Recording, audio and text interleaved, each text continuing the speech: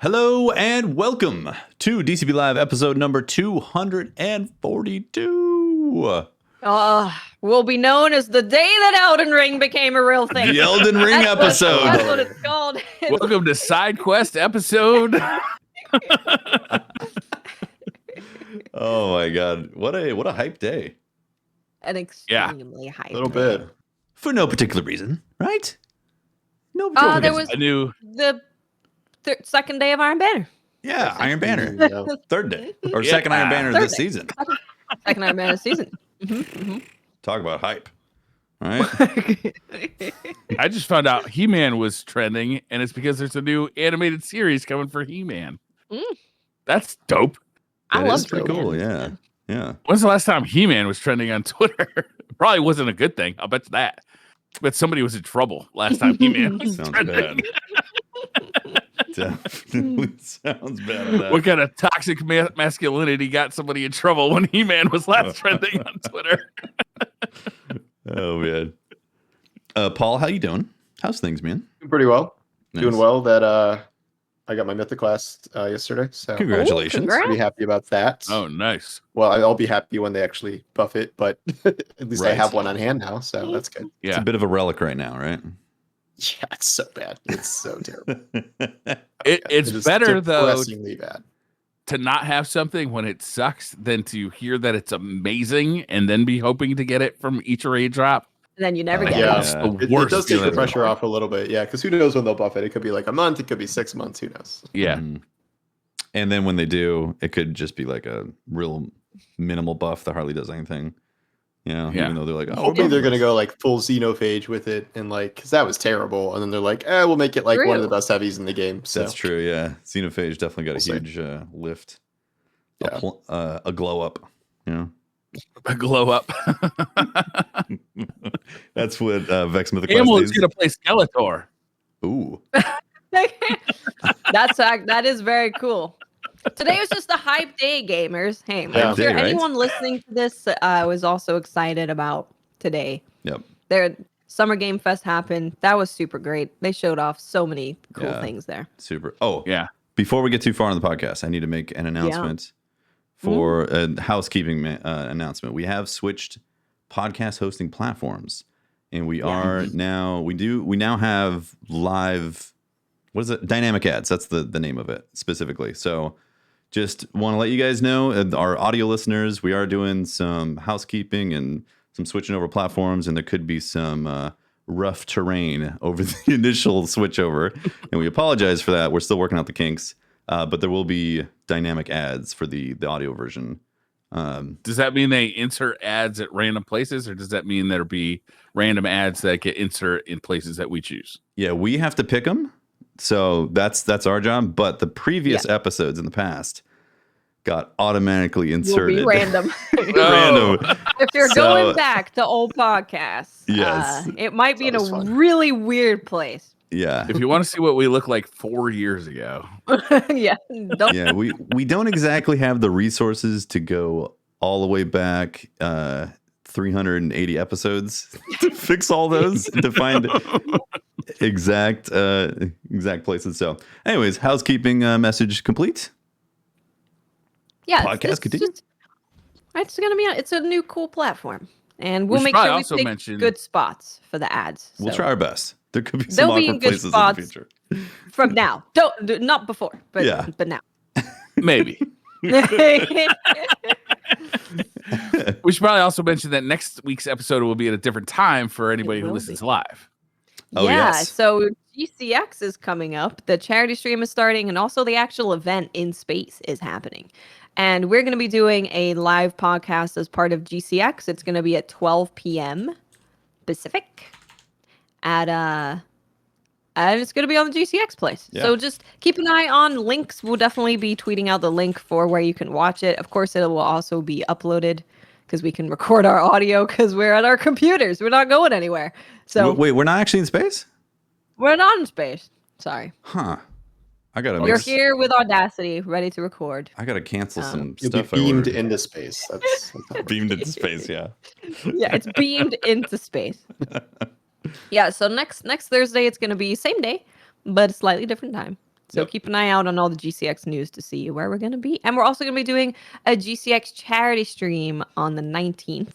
Yep. So that's coming up.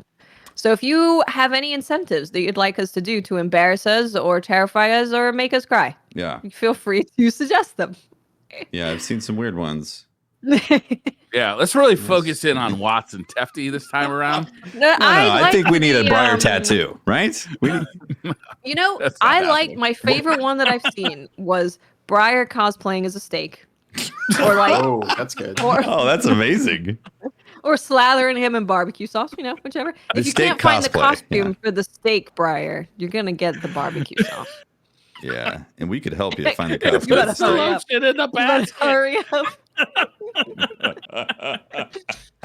My favorite one that I saw was that Watts has to stop making eating Briar jokes, and Briar has to forgive her for making them.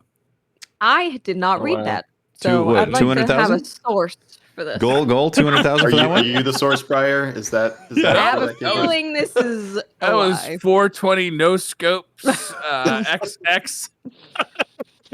All right, It's Briar. not a joke, so I don't know why people keep saying that. Briar, I got you an idea.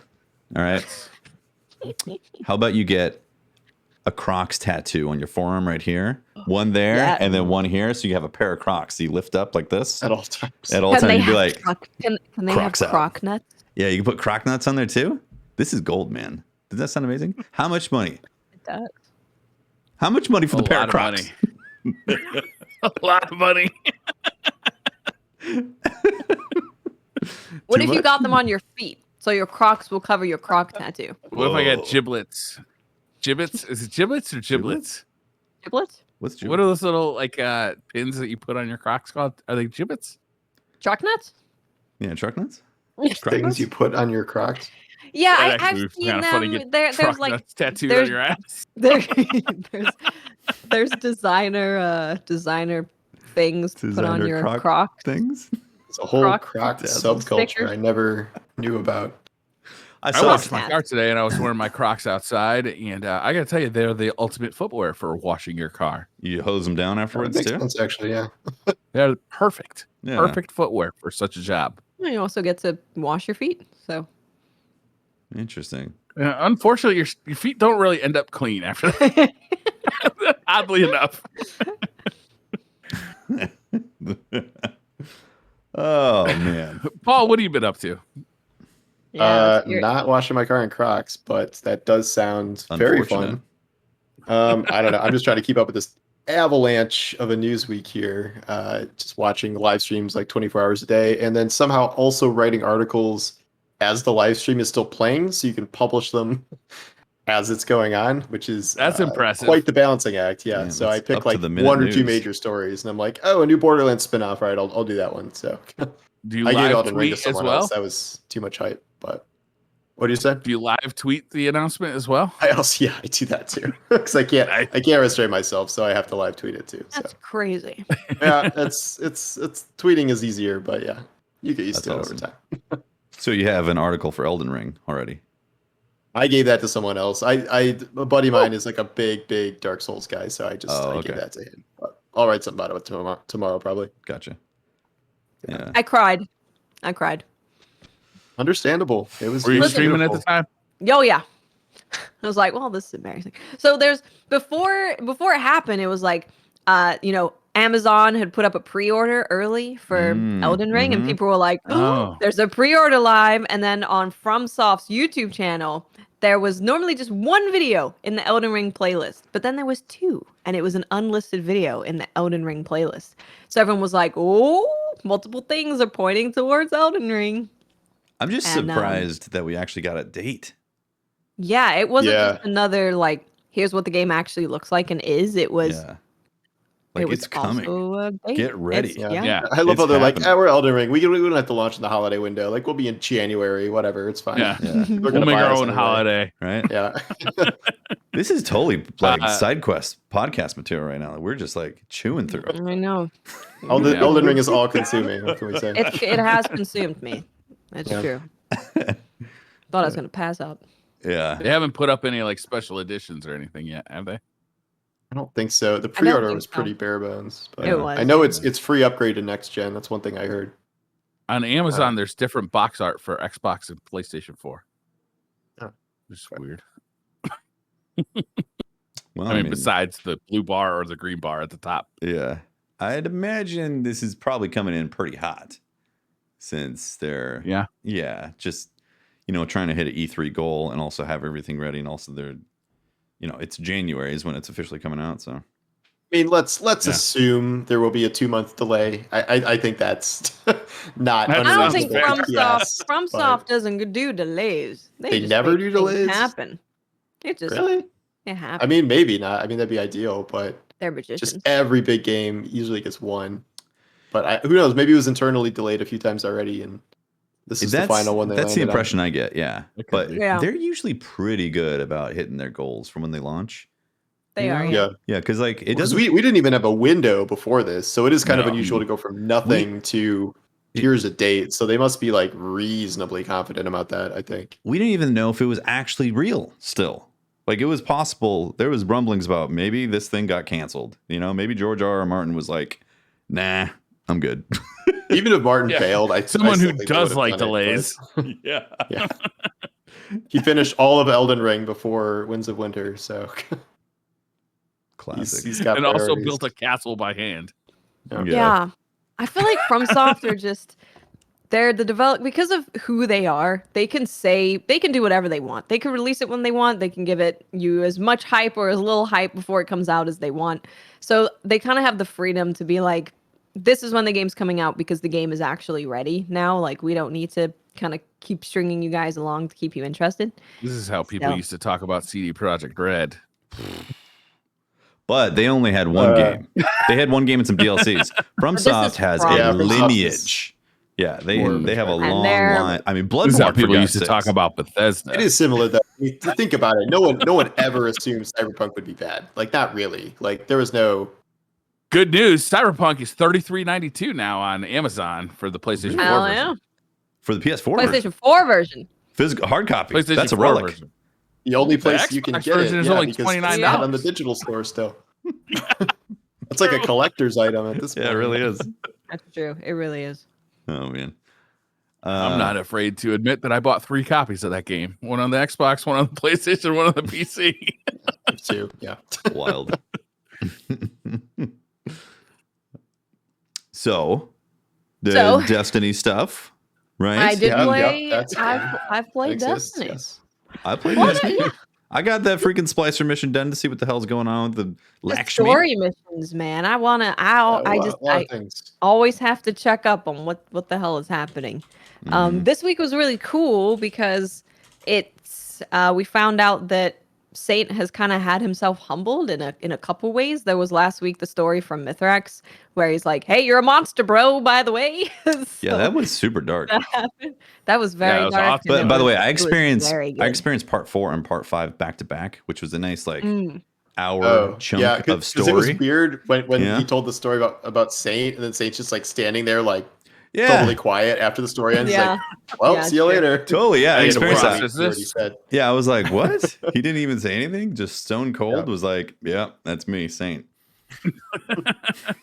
You're a Yeah, nightmare. but this week he followed it up. He was like, there was a thing where he was walking through the city and he went to like say hi to a little Elixni child, and the child flinched and ran away and was terrified. And I Yeah. think that was, of course, another thing that drove home to Saint how they view him and what he's Yeah. done to them and the impact he's had. Mythrax specifically said he looked as if he had been wounded by that, like Yeah. physically wounded by the reaction from the Elixni child. I was like, wow, it's getting super deep and awesome to see those type of emotions in Destiny.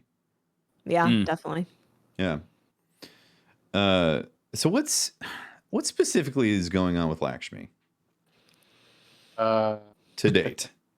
you want the full breakdown? I do. Okay. I want to So- We know. had Mylan on the show. You might want to check out last week's podcast. Yeah, just go watch that. That's true. I wasn't here last week. I was at Did he already Disneyland. do it? Miley All right, well, gave us we got the some new lowdown. stuff this week, so there might Yeah, be there was a little bit add new on to stuff, that. right? Yeah. So Yeah, I want so, I mean, the Paul's long and take. short of it, the important bits are that, like, clearly Lakshmi is being set up to be this kind of rallying force to oust the Vanguard. I don't know if she's just trying to like unseat them or like literally murder them. I can't quite tell what the end game is Who there. knows? Who can tell? But in the piece of lore, I think it was either last week or the week before, she's kind of openly plotting with the faction leaders about how to overthrow the Vanguard. And she brings up Saladin as a possible replacement, but she says he's too loyal to Zavala. And then she brings up Saint as a possible replacement, because I believe she thinks that he's like this big anti-fallen war hero and would be kind of a good figurehead for them. So actually, Saint coming to terms with his, history with the Fallen is actually really important, because now it seems like he would not be on board with that plan at all. No. Lakshmi is also hinting at that she has some sort of high up inside contacts that would ensure this transition went smoothly. I am guessing that is Osiris, because Osiris is always kind of hanging around and being shady. So that would be kind of, he's been in exile in the past. Trials of Osiris is but of a yard, Looks like Charles Lots of of cheaters Osiris there, is yeah. getting written out. He's like, just makes And Osiris then really suspicious. this week, there's in the lore, we didn't really hear from Lakshmi per se in kind of dialogue, but Ikora goes to visit Lakshmi in the lore page, and she's like, cut this shit out. And Lakshmi's like, okay, I will. But she's like, but you gotta like listen to my prophecy. And this time she said that she sees Saint taking fire in the Batsa Square and Ikora calling for backup. So like she's getting really specific about this prophecy now, and this feeds into an idea I've had of like, it's kind of weird. We had the entire boss arena here for Scourge of the Past for this little tiny group of Fallen. So I do wonder if there will be some sort of fight breakdown there. But kind of overriding all of this is the idea that Lakshmi is actually probably being influenced by Savathun.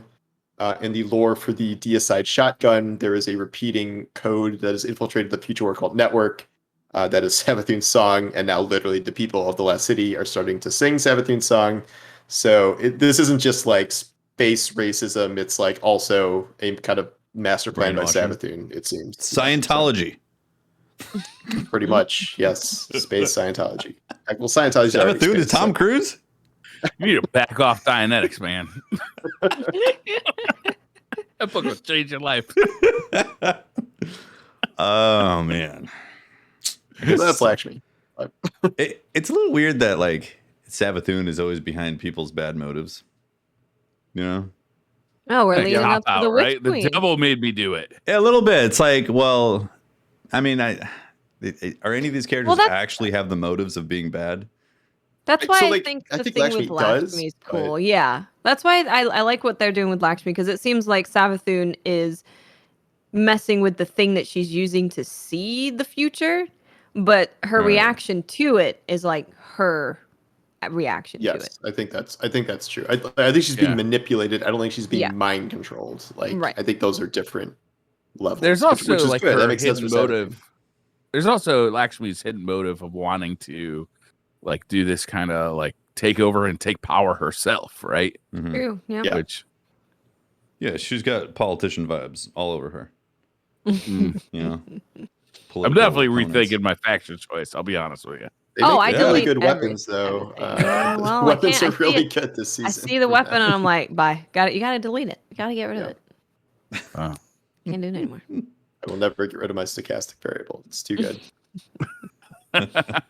You know, I can't remember, someone tweeted about how it's a shame that like all this interesting story stuff is going to just go away for people, you know, a year or two later and not be able to re-experience these the stories that are being told right now through these seasons. It is a shame. True. It is. Yeah, I mean, it's better than like this will go away in a month and a half from now, which is what we were doing before this year. Yeah, like that was crazy. I couldn't believe they were doing that, because like not just from a storytelling perspective, but like Bungie was developing content where if you released it later in the season, it would be deleted after like a month. Like that can't be fun to work on. So at least I guess stuff is sticking around to the Witch Queen, but yeah, we'll lose a lot when that runs around. The nice thing about this season too is that if you come to it in chunks, like if you don't play it every week, like, and you come to it in 3 weeks, you get like a good bit of story kind of all in one big chunk, which is kind of like, to me, that's like how I like to do it, is playing like an hour of Destiny to get all the story out of it isn't as satisfying as playing like 4 hours of Destiny and getting like a big story dump. Like I kind of like that about it, is that I can now play like quite a chunk of it. Yeah, that's why I said I played Splicer 4 and 5 and got like a nice chunk of story right there. It was fun to. Man, I would have been pissed off after seeing Saint not responding after that horror story. It was kind of weird, but like the cutscene was so cool. Everyone was just like over it. It was a good cutscene. Yeah, great cutscene, and then Saint was just stone cold right there, being like, just like, what about it? Like, yeah.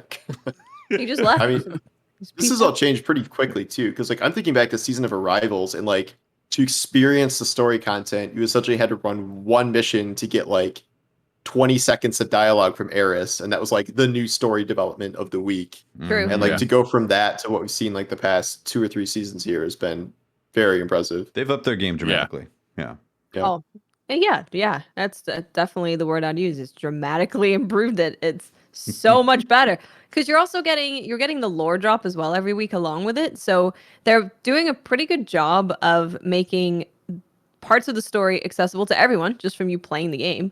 But then there's like, hey, there's also this extra layer if you want to read it, but you don't need to read that to know generally what's going on. So I think they're balancing. You should, because really it's always good. It is. Yeah, I haven't been reading the lore drops, and this whole the Lakshmi stuff seems to be all in the lore. Her like it is mostly that. Yeah. Her manipulations and all that. Like you get a little bit of it through the cutscene stuff that's happening, but it seems like the lore is really giving the details on there.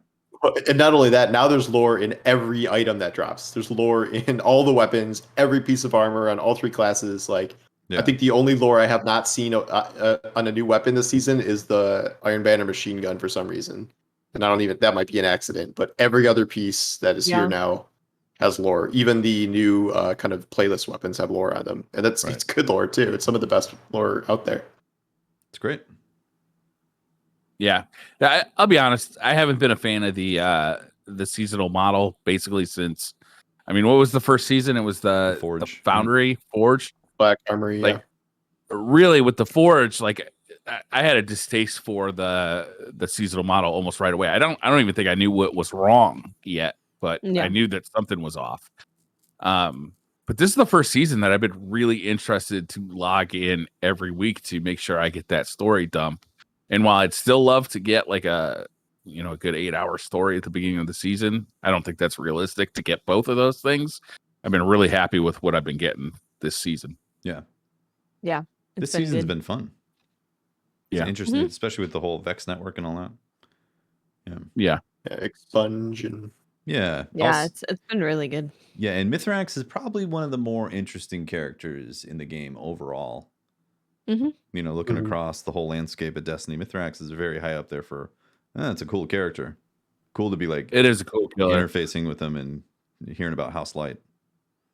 I really like Ido, his daughter. All the stuff she says in camp. She's like a harder edge version of Mythrax, where she's like really fed up with like the Last City shit, and like it's like, you came and broke our Traveler model. Like, what the hell, guys? Like, come on. Yeah, it's like actually He's mad about awesome. it.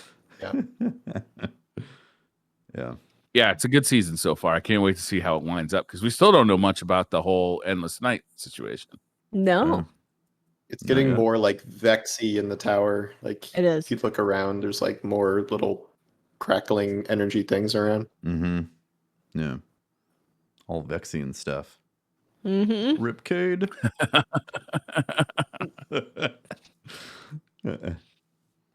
What else? There's Iron Banner. You guys actually playing Iron Banner? Iron Banner, where you could actually get the shotgun and the machine gun now, instead of just from the one quest. The shotgun is real good. It is a very, very, very good shotgun. Yeah, how good? Like Felwinter's good? Like real good. Yeah. Real good. Yeah. Cool. The range it can hit for a lightweight shotgun is pretty insane. So should I be looking for Fallout's video comparing the range of this thing to Felwinter's? Like, is it that good? Yeah. I'm sure you will if it's that good. It's very, very good. It's up pretty there far, up there with some of the best shotguns in the game. How reliable is it to farm for one of these in Iron Banner? Wow. Yeah. Reliable to farm Right. an Iron Banner. There you Sometimes, go. How reliable is anything to farm? That's the sometimes. problem, right? A gun will drop at the end of the match, sometimes, but not all the time. If you've been a really good And guardian, if you've been a very good guardian. you haven't touched stasis. Yeah. I got, I think, 4 in like 600 tokens, which is really good. Because I know people Yeah. that were turning in like 1,500 tokens and not getting one. Wow. Because Really? there's no Who knows? intuition Yeah. to it at all. So I mean, we've been complaining about this forever, but I have to believe that they're going to be shifting this over probably maybe even next season, because we know I think Yeah, we're getting rid of the Vanguard token system next season Right. to be kind of the rank system, like Crucible and Gambit now. I don't know why they couldn't just do that exact same kind of thing with Iron Banner. And obviously everyone has been clamoring for Iron Banner Umbral engrams since they introduced that concept. So Mhm. the solutions seem like right there. We just haven't implemented them yet. Mm-hmm. Yeah, that seems to be the biggest problem so far. Iron Banner, like it's just the rewards right there. They still got to crack that. So Yeah, rewards it just- themselves are getting better, but Yeah. there is no target farming. Like it's impossible. Like you can spend 5 times Yeah. as much time as someone else and end up with a quarter of the loot. So I see a lot of people in chat talking about like dropping 1,500, 1,400 tokens and all that. For exactly, that's what I mean. Basically one drop. I mean, I would be pretty salty if I spent 1,500 tokens and didn't get one drop of the new stuff that's coming out this week. Like that's just demoralizing for your loot chase. Yep. The one that I ended up using, which is one thing off of being like the best thing ever. But that dropped from an end of game match. So I was pretty happy about that because it did take me a lot of tokens to get my first one. And the first one I got was not great. But yeah, then this one dropped at the end of the match. So I mean, even just the bare bones of picking between armor and weapons would cut it in half. Like, true. Yeah. At least the good thing with armor for this Iron Banner, at least it seems like with the season's Iron Banner, is it's pretty consistently high in the stat rolls. yeah, Like I haven't gotten many 50s, which I was getting more 50s before, it felt like. Can I cut in with the PSA? Okay. Yeah.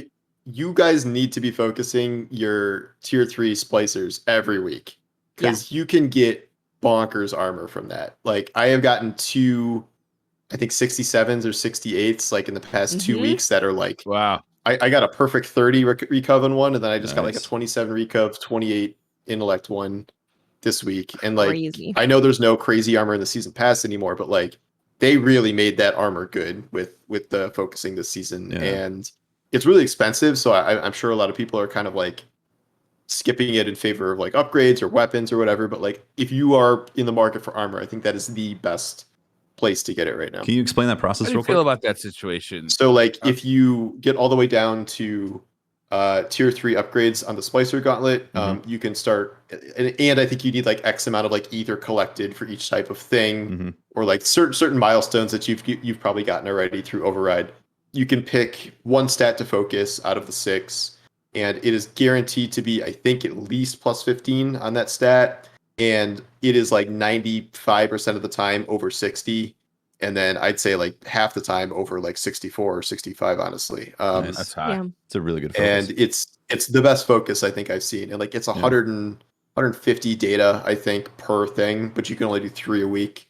So it's 450 data, but like it is on whatever class you want to focus it on. It is very much worth it. And like it's essentially like running an entire, what's the dungeon that gives you like a spiky distribution one? It's the moon one, right? Yeah. That's like it's like doing that 3 times kind of instantly, and it's 6 overrides essentially to get that much data if you have all the upgrades. So I think that's pretty quick. Overrides don't take long. Yeah, that seems pretty. How do you feel about them taking that armor out of the season pass and put it into an earnable activity? I'm okay with it because I think there are enough other avenues to earn it now. I mean, they might not be as well known and as obvious as that one, but I certainly don't miss the first 2 sets because that was just like 10 slots doing nothing because it's like low or high 40s and like mid 50s pieces of armor where it's like, why? I know people like the on level upgrade, so you could pull it out and like maybe fill in a blank slot or something. Yeah. But now there's not really a power grind anymore, so that doesn't really even matter. So I don't really miss it. I still think they have way too many like junk slots in the battle pass, and they should be putting things like transmog synthweave in there. But Yeah, that's putting another story. synthweave in there would be really nice. Putting some more Ascendant shards in there would be really nice. Just like people aren't going to drown in Ascendant shards. I promise, it's not going to happen. You can Right. put them in other places because it's like so expensive to do one exotic, and you know people are going to want to use more than one exotic a lot of the time. So it's so freaking expensive. We're not going to get rich on golf balls. And the people Seriously. that are like GM farming on repeat, like they don't care if it's like, you know, who cares if you give everyone else 2 extra golf balls? Like it doesn't matter to you. So Exactly. Yep. How has the stasis nerf been for playing in Iron Banner and all that? So it's been really good. There's a whole lot less people just playing stasis in general. And of course, that could be the case of stasis got nerfed. Now's my time to, you know, go back to the light subclasses that I really like. It could be a case of that. But generally, there's just a lot more light subclasses. Even when I'm playing against stasis, I'm pretty much never getting frozen at this point, or it happens very, very rarely, unless it's a super. Yeah, in general, it feels like it's in a really good place. And listening to Firing Range, because I listened back to it after they had the devs on, and they said that, well, Kevin said that he wanted stasis to be more of like a defensive thing when it comes to Crucible. You know, he didn't want it to be this super powerful damage dealing thing where you run in there and throw your abilities at someone.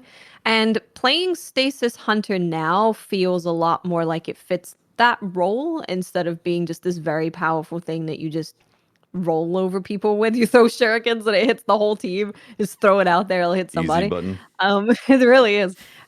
So playing it now, playing and using it defensively has felt really good. So I've been running Glacier and Shatter Dive, but while sniping. So when I'm sniping and someone rushes me, like that's a really easy way to kind of throw it at them. They get frozen, you Shatter Dive them, they die.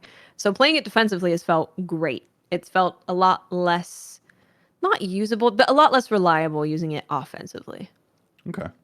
Interesting. Yeah. It's just crazy to be in games where there's out of 12 people, no people using stasis. Yeah. Like, we haven't experienced that since it came out. So I don't think it's like nerfed to the degree where it's useless now. Obviously, I think some people might be kind of assuming that and just being scared to use it now, but it feels good to have so much less stasis in Crucible. More variety. It's more fun to play now too, honestly. I played stasis initially when it came out, and then I kind of just put it down besides trying new aspects and stuff. But playing it now, it feels like it has a place and like it has an identity, and you're picking it because you're, you know, like I said, maybe I'm sniping and I want some extra defense against shotgun rushers. I'll put stasis on because that's going to do really good for that. So it feels much more rewarding to play it now. They got to rebuff Titan though for PvE though. That's been the bad thing. Yeah. Like those poor melee, like it's just lunging at something and whiffing because they killed the range on it so much is really rough. Like I get that they didn't want to be like super mobility, but that one hurt a lot. Yeah. Watts, you mentioned it earlier, but I kind of want to mention that interview again on Firing Range because it was so good. I've now listened to it twice because I just couldn't absorb all the information that I was getting from the first time through. Same. Like it comes so rapid fire, and Kevin and Chris were just, I gotta say, they were pretty frank about what they were talking about. Obviously, they couldn't talk about stuff that was coming in the future, but like talking about, you know, the stuff of how they got to where they are and kind of what they were thinking when they were working on the stasis nerf, and even just talking about how they got to where they are with stasis was just so interesting. If you haven't listened to that episode of Firing Range, it was episode 28. It's really good. Yeah, it was great. Really, really, really good. They're like, stasis came out, we're like, yeah, we're gonna have to nerf that 3 or 4 times. And then we're at like 4 times now, so here we are. Hey, at least it looks like they were right about where they needed to get it to be. Yeah. Does that give you hope for the future of like you know, which queen which cream? Yeah, Rich cream. I heard witch cream earlier from one of you guys. Whipped cream. I was like, that's gonna get stuck in my head. Yep. Does that give you hope for that future darkness subclass possibly being more balanced for when it comes out?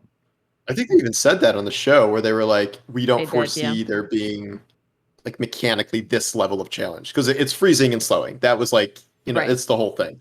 And whatever future subclass they bring, we have all our guesses and stuff. Like it won't involve freezing and slowing in the exact same way. So unless it's like a poison subclass that just blinds everyone in Crucible or something. Like I would not imagine we're going to see this level of kind of chaos again. But I mean, obviously, never say never. Yeah. Who knows? But at least Stasis was a really big learning experience for, I'm sure, the whole team around Stasis. It was the first like new class that's completely different from light subclass. It's not even like they just created a dark subclass that follows the same thing as the light ones. It's a completely different thing. So yeah, I'm sure they learned a lot of, hey, yeah, this thing that has like 8,000 more stats to it and gives you free recovery and resilience stats and you can customize is better than the light subclasses. Right. Who have none of that. It is better. Can't confirm.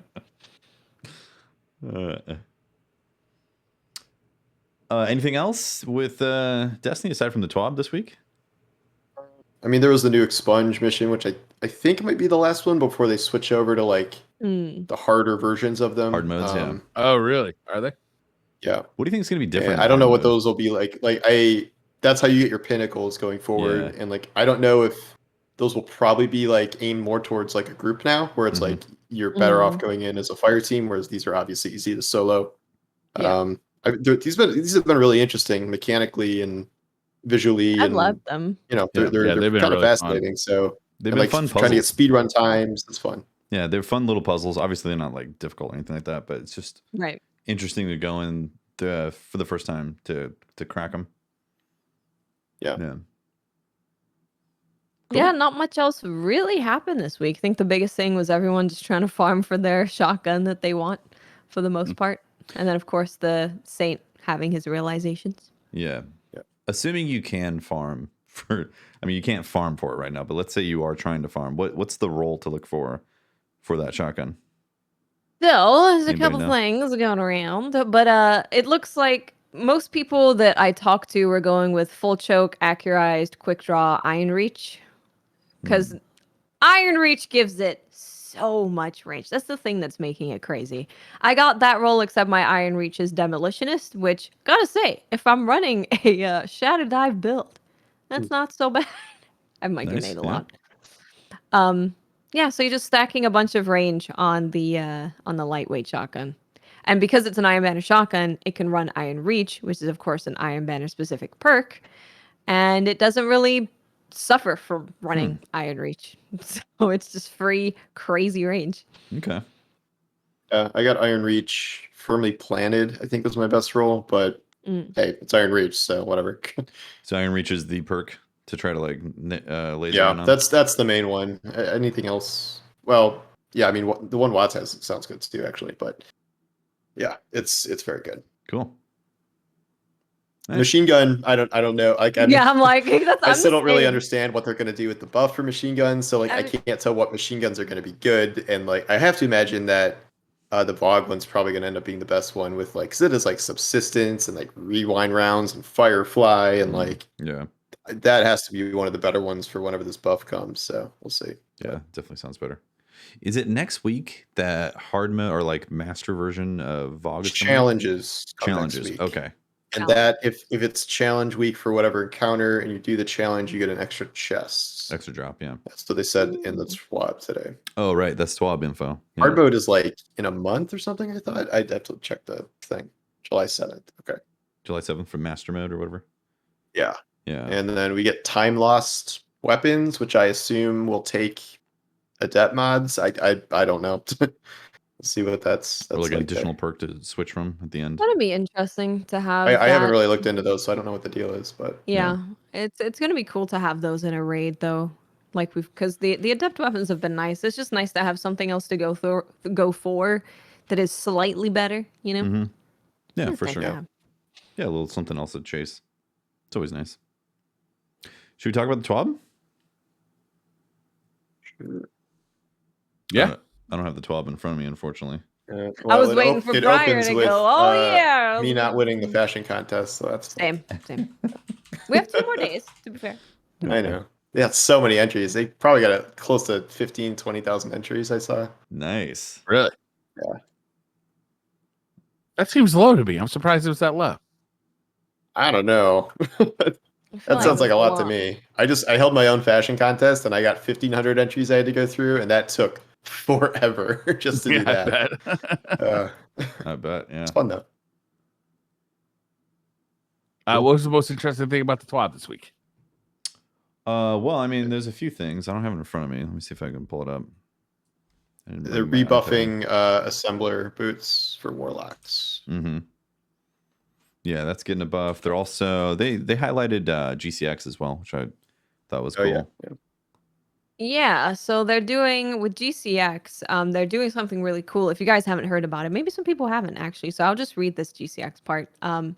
What started many years ago as a community meetup at a bar has now blasted off into space. Get it? Because it's in space. The Gaming Community Expo GCX is kicking off next week on a virtual space station that you can visit from June 17th through June 20th. And you can check the GCX website to get your tickets and get more details. And Bungie have hidden 7 ghosts in various places around the space station. And it's your job to go and find them and make a YouTube video showcasing where they all are. And if you collect all of them, you will get a special emblem within Destiny. So this is super cool. If you don't know anything about GCX at all, normally it's an in-person event that's, very similar to any other event that you'll go to. But this year, of course, with COVID and everything, they've built like a video game, essentially, in space, in a space station for people to make an avatar and go there. And they're having, like shows happening, there's stage shows that are going on, panels, meetups, all that sort of stuff. And Bungie are working with them this year to more closely to put dead ghosts around the space station. That's and if fun. you find them, Yeah. it's super fun. Really cool. It's a little treasure. I kind of missed that from Destiny 1. The dead ghosts kind of scattered around. I always like that in Destiny 1. Yeah, I always liked it too. We have a lot of collectibles still, though. We've even had dead ghosts sometimes. They've had a few of them. Yeah. It's true. Yeah, so you can go and get yourself a special emblem within Destiny. Mm-hmm. It looks cool too. I like it. And they're also, of course, Bungie is involved with the annual St. Jude Children's Hospital Marathon. So they are going to be offering another emblem for anyone who donates $50 during the charity marathon. Mm-hmm.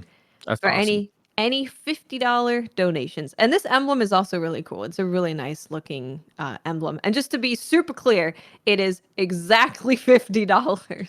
Yeah. So make sure if you only have $50 to donate and you want the emblem, don't do 30 and then 20. Dear God, no. Do 50 donation. Yeah. They need the exact amount because that's how they pull.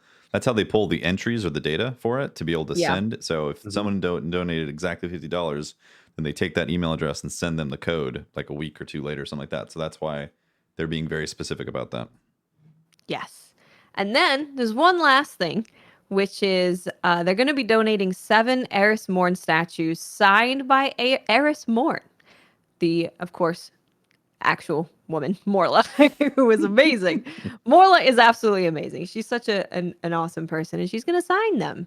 So really you can get, for every donation of exactly $7, you may potentially win a signed Eris Morn statue. Yep. Well, and then I'm gonna budget $57 for this. You might want to throw another 77 in there. Because what? Multiple. Yeah, Aries dropped in chat also the GCX. So there's going to be enter the raffle by donating $77 during the charity marathon for a chance at the Midnight Coup. The Midnight Coup, and it looks good. It looks real good. Like this is I put a lot of time into that weapon. Like thorn type of level of detail. So imagine this level of detail. I'm holding a thorn for anyone listening to the show. This level of detail only in the Midnight Coup. So for audio listeners, he just dropped his pants. Yeah. And Bungie's doing a really cool thing for the St. Jude Marathon. They're having all profits from the Bungie Foundation items on the Bungie store will go to St. Jude from June 13th to June 20th. So it's another super cool thing. Yeah. Good stuff. Man, I love GCX time of year. It really is awesome. Just like seeing so many communities come together and raise insane amounts of money to save children is it always is really amazing. And this is our 5th year doing it. It's our 5th year. Many years. Wow. DCP's 5th year. And we're gonna have Pope Bear on for those who didn't know. Yep. Pope's coming back. Here. Awesome. Pope is back and Holtz is back. He's Holtz gonna is be back. there. Yep. Doing Holtz things. The most Holtzman of things he'll be doing on stream. He'll be building a keyboard. Yep. And then one of you guys are gonna get it. It's gonna be blessed by Holtzman's hands. Your very own blessed keyboard. Blessed by Holtz. That's his new I'd brand. wash it if you happen to win it. Just saying. Close it down. Throw that one in the dishwasher right quick. What is the be proper way really to clean a keyboard, by the way? Dishwasher. You hold it upside down and shake it. And then I tried that. It didn't work. I need the master tip on it. All right. I guess that's it. I need to Google it. It's apparently. dishwasher. I'm telling you. Did really dishwasher? Yep. Throw it in the dishwasher. Huh. Okay. All right, Briar. No soap. Just water. Just water. Got it. Yeah. And don't use it for like a couple of days afterward. Yeah, it's got to dry out. Time to dry. Those electronics. Couple of days. Yeah. Isn't it just better to just get like a can of air and freaking spray it? It doesn't do it. Would you do that? Like to take a shower? Like, is that how you would clean yourself? I mean, You feel my like that's the keyboard- shit yourself with a hair My dryer. keyboard doesn't sweat, I don't think. Maybe it does. Well, mine does. What about the oils that get in there? I barely touch my What keyboard. about all the gamer snacks like the Doritos that are caked in there? Doritos? I don't fine. eat That's at why I my said desk. shake it. You shake You shake it. There's half a And then Subway you- sandwich in there.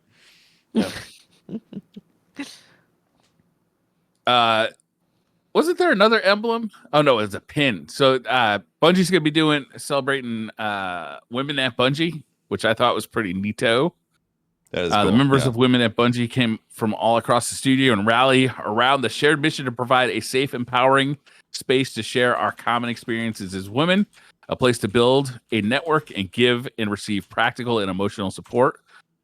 We can also be a force for education and change within the company by supporting diversity and inclusion efforts to improve the experience of women as part of a larger company efforts. I can't read. The Twitter questions are going to be an issue. Welcome to my world. And so they did an International Women's Day pin, which I actually have right here. Oh, that's cool. So if you are Oh. watching, It's a big one. Yeah, I that's like awesome. it. I like That it. is- and you see it's got like the metallic shinies on Yeah, the that's blue. cool. It's actually, Yeah. I think it's my favorite pin, and it comes in this thing. Sits in Nice. here. Yeah, it's Uh, really nice. It is a really nice pin, and also the emblem is really cool. It's the purple and green one that you might have seen people using. It's a really yeah, I really, like it. Nice. very, very nice. So then in the TWAB as well, there were Guardians Assemble.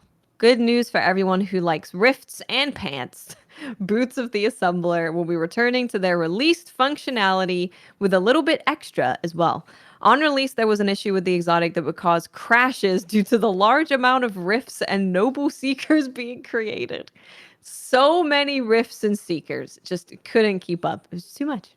As a stopgap measure, the perk was changed to prevent those crashes without disabling the exotic, while an engineer fix could be developed. Now that the work has been done to prevent the crashes in the first place, they can return to their former rift-astic glory in our next update. Oh, and now empowering noble seekers will properly proc Benevolent Dawn for Attunement of Grace Warlocks. Listen, none of us are warlocks. We don't know what that means. Yeah. When they said Rift, I was like, Rift's coming back? Don't bring it back, Rift. Let's go. And then it was just Warlock pants. I was like, okay. It's just warlocks. Well, we, the Warlocks, were very bummed about this change because it seemed kind of out of nowhere and it killed the whole support fantasy. So it's good to see it coming back. But That's too bad. Yeah. And so, although this is like the only kind of gameplay thing they talk about in here, in addition to the known bugs, they didn't put that in here. Chat reminded me, I literally wrote an article about this morning. They confirmed they are buffing Sleeper by 16.5%, which should make it a monster for DPS with the catalyst. Make it Okay. crazy. It was bugged before to only be 3%, and it wasn't bugged with other linear fusions. So it's sometime in early July, I think they said they are buffing like the hell out of that. So that's fun. For 4th of July, they're making lasers big. Big old lasers. Cool. That's nice. I'm always sad when I see guns that were like kings of DPS and D1 get demoted, you know, run through Like the mud. Mythrax. Yeah. Yeah. Mythrax is just sad right now. Yeah. Yeah. It's nice that they're fixing that stuff. There goes Gambit. Well, they also took a forget about survey of that. which exotics people wanted buffed because they said they like try and do passes every so often, and I mean there's a lot, but There's a lot of exotics in the game right now. so many. There are a hell of a lot. I think we forget how many there are because obviously they're not all going to be super usable for everything constantly. Mhm. But there is a lot. Yeah. And there's there things is. that they could do to make the niche ones like really good at a very specific thing, and I think that would be awesome. Yeah. When Because surrounded there's some by that are knights. nearly there. When surrounded by knights, yeah. I went back and like looked through all the exotics for this, and like I forgot like how absurd some of these are. Like Yeah.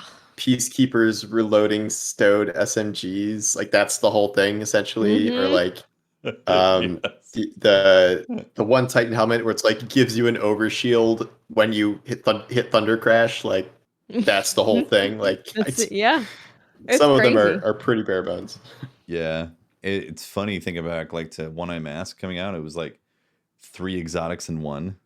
Just Yep. rolled into one helmet. It was like, okay, this is what's happening for exotics now.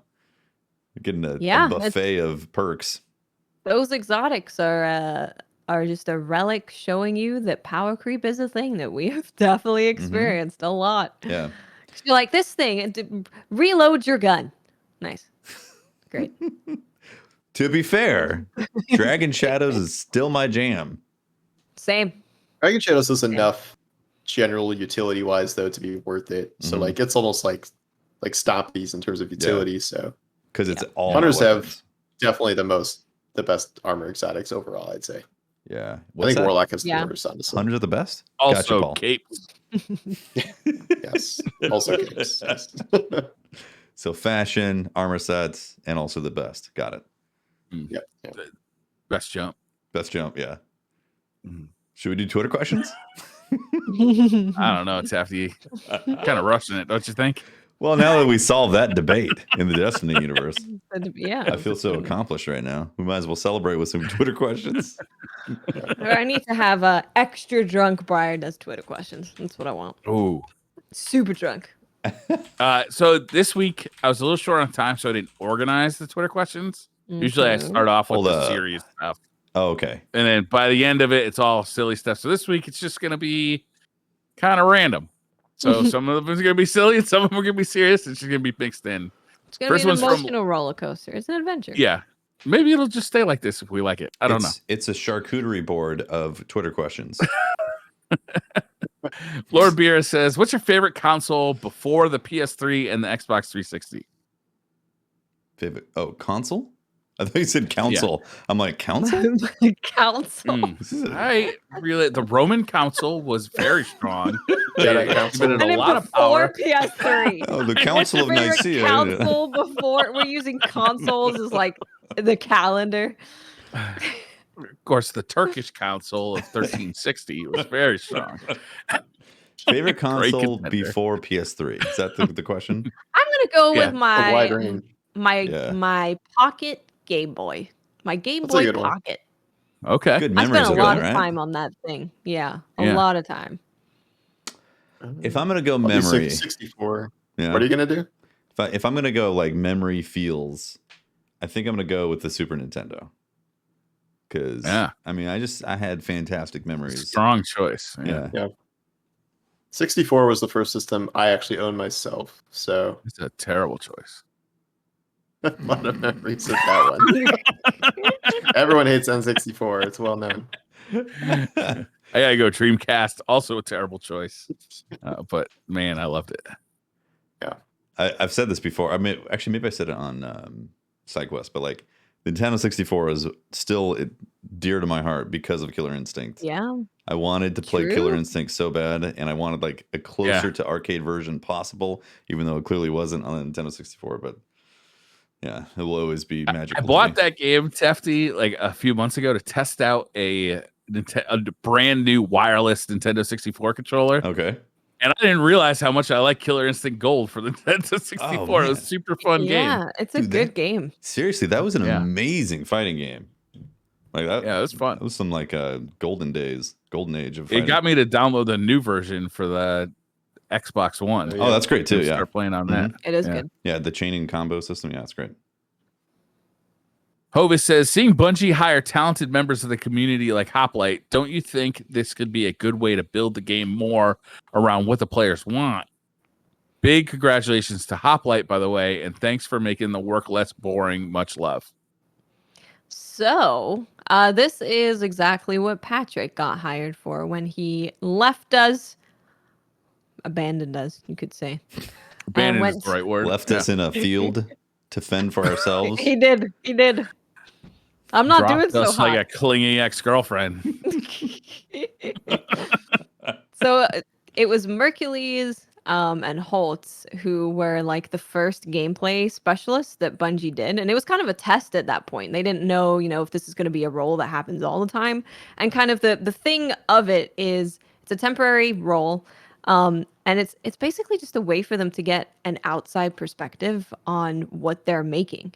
Because, when anyone who's created anything, when you're working on it, you start to lose perspective of if what you have done is actually good. You're like, I don't know anymore. I've looked at this for so long. Mm-hmm. And having these people come in who are, they're gamers, they love Destiny, they get to just play through the things and give feedback on, this doesn't feel good, this could be better, and just make the game a little bit better.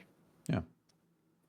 So I think the game has certainly improved since they started doing this. So I'd say it's helping. I'm unwilling to give Holtzman any credit for that. Except for the bugs. I give him credit for the bugs. The bugs. Yes. I don't know if I've ever met anyone in the community with as many good ideas as Hoplite, who just like She's rips amazing. them off at the top of her head, at light speed. So to see her get that is very cool, and I think she'll do a great job. Great. She will do a great job. Hoplite's amazing, and she's super smart, so she's gonna do great.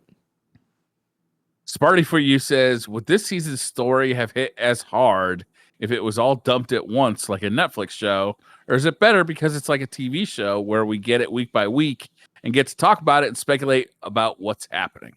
This is a good question. It is a very good question. Yeah, I don't think there's any one right answer with this, because there's definitely pros and cons to both. Like getting to discuss the story beats each week with the community and like what's happening with Lakshmi and the speculation and the revelation of Saint being a monster and then having his own reaction to it. Like those are things you can't get if you dump it all at once, Yeah. But that being said, the solo experience that you get from being able to step through the emotions of the story in a finite amount of time is also really powerful. I mean, like, I wouldn't want to play,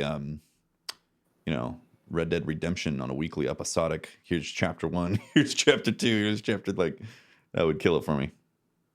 Yeah. Yeah. I think you got the right idea there, Tefty. Is like, as a community-based event, definitely feels better to all be experiencing it in the same time frame and be able to talk about specific story beats, like as they happen with the community. But as a single player, like if you weren't involved in the Destiny community, or like, regardless of what community you're in, to me it's nice to be able to just experience stuff at the timeline that I want to.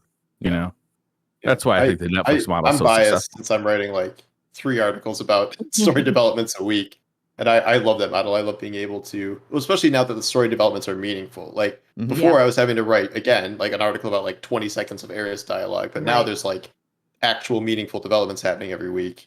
And I have this debate about Netflix too, where it's like, it often feels like the shows making the most impact are still the week to week series that come out, like Loki and WandaVision and like Mayor of Easttown, and like things that have developments like each and every week that people can discuss for the entire rest of the week. Whereas like even if Netflix has a really good show, it gets like 48 hours of oxygen over that weekend, and then no one talks about it for 51 weeks, and then it's back again maybe. Like so, but there's a place for both, I think. So it just depends how you want to consume it, I guess. There's definitely a place for both. I think for me, like I definitely in general just prefer, in terms of shows, I prefer the week to week because like you said, it's, when it's all dumped at once, maybe I'm on episode 1, you're on episode 15, Briar's on episode 20, and we can't talk about it. Like we just can't talk about it because we don't know who's where and we don't want to spoil stuff. So I definitely like the discussions that come from a weekly episodic stuff. I think also it's maybe just made me feel a bit more emotionally connected to stuff because it almost feels like it's happening in real time. So it's got the weight of real time behind what's happening as well as the story that they're telling. So I think from what we're experiencing with this level of character development and story development, I'm enjoying the week to week of it. You get more time to process it too, right? It's like we've been thinking about how Saint 14 is a monster for a week and how that impacts not just Saint 14, but the world of Destiny and how it reflects on our character, as, this great hero of the Destiny world, and then you get to anticipate what's going to be next for a week, I don't know. It's definitely interesting. I like that question. It's very interesting. Yeah. If I had the choice, I would probably go give it all to me in an 8-hour spurt. If I'm being honest. Yeah, me too. Me too. I'd prefer every 3 months to get this like story episode of, that's 8 hours long and just live in it for a whole day, But But it would be 8 hours long with the format though, because like it'd be 8 hours if you're running like, the expunge mission you have to do and the override. But if it was just like the dialogue and cutscenes, it would probably be like 40 minutes. So yeah, absolutely. Like if you dial it all down to just that, but I don't know. Yeah, I personally wouldn't like that, but yeah. So the weekly format does have those things put in there to extend what's happening to make it a part of the live service game. Yeah. But like if there was actual missions that they were doing that that harkened back to say Halo Reach days or something like that, like I personally would love that. But like I understand that they have to run a live service game. 123 says, "Is it Thursday already?" Yeah, it's Thursday. In fact, Thursday. I didn't even know what time it was because I was playing as Yuffie, being adorable and amazing. Nice. Yeah, we're playing Final Fantasy VII. I had no idea what time it was. I was like, oh god, I have to go in 10 minutes. Will Scott says, "What's the funniest thing to happen to you?" Hi. In 2003, 4 friends and I once sat at a stop sign for 19 minutes on the way back to school from a lunch break. We usually smoked, got fast food, and ate in class. We got so high that day we forgot to get food. 19 That's minutes hilarious. At a stop sign. Nobody At honked? a stop sign. Were you waiting for it to turn green? That's pretty amazing. Yeah. I think I already it's always like this. It's always like the small things when you're high, It's like, so I heard someone say pudding, and I was like, that word is hilarious. And I was like, pudding. Okay, pudding in general. If you say pudding, it's just funny when you're not high. So when you're high, Pudding I would was be like, a great pet name.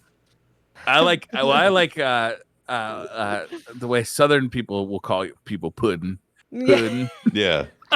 How you See, doing, it's pudding? hilarious.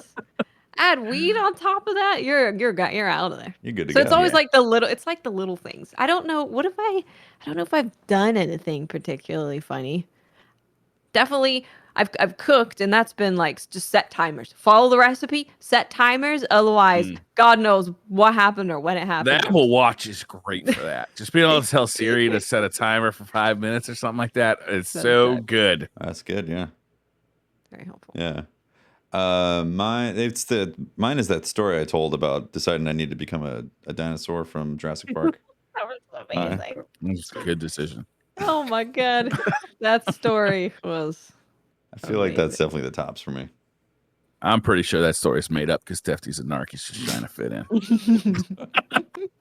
He's trying to infiltrate your local college party. Yeah. Yeah. Hello, fellow children. How do you do, fellow teens? He gets a cap for the beard, So it's like Beard when people cover their hair and Like paint a it, so it bald looks like a cap? bald head. Yeah, one for the beard. Hello, fellow children of the college age. Yeah, like just a couple of like 17-year-old strands. A beard cap. Oh my god, chin cap.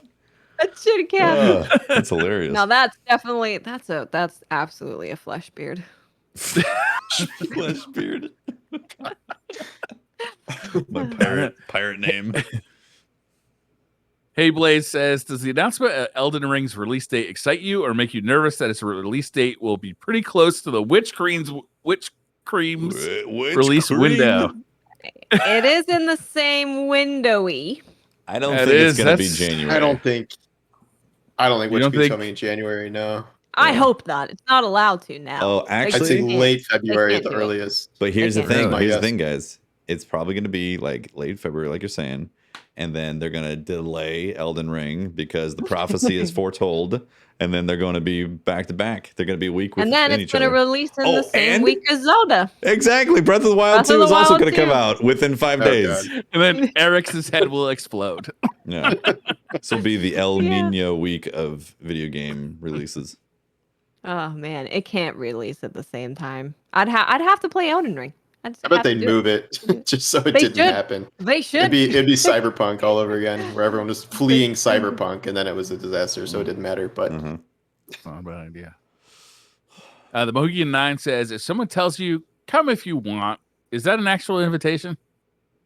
I think it depends on the tone of the voice. Yeah. No, it's kind of important. They said, come if you want. If you want to come. Are there any ... dots at the end of that? Or yeah, it's like this. No. It's like if they're like, well, I mean, you can come if you want. Then it's like, is that really an invitation? Yeah, that's reluctant. Oh, you can. Where if it's, you can come if you want.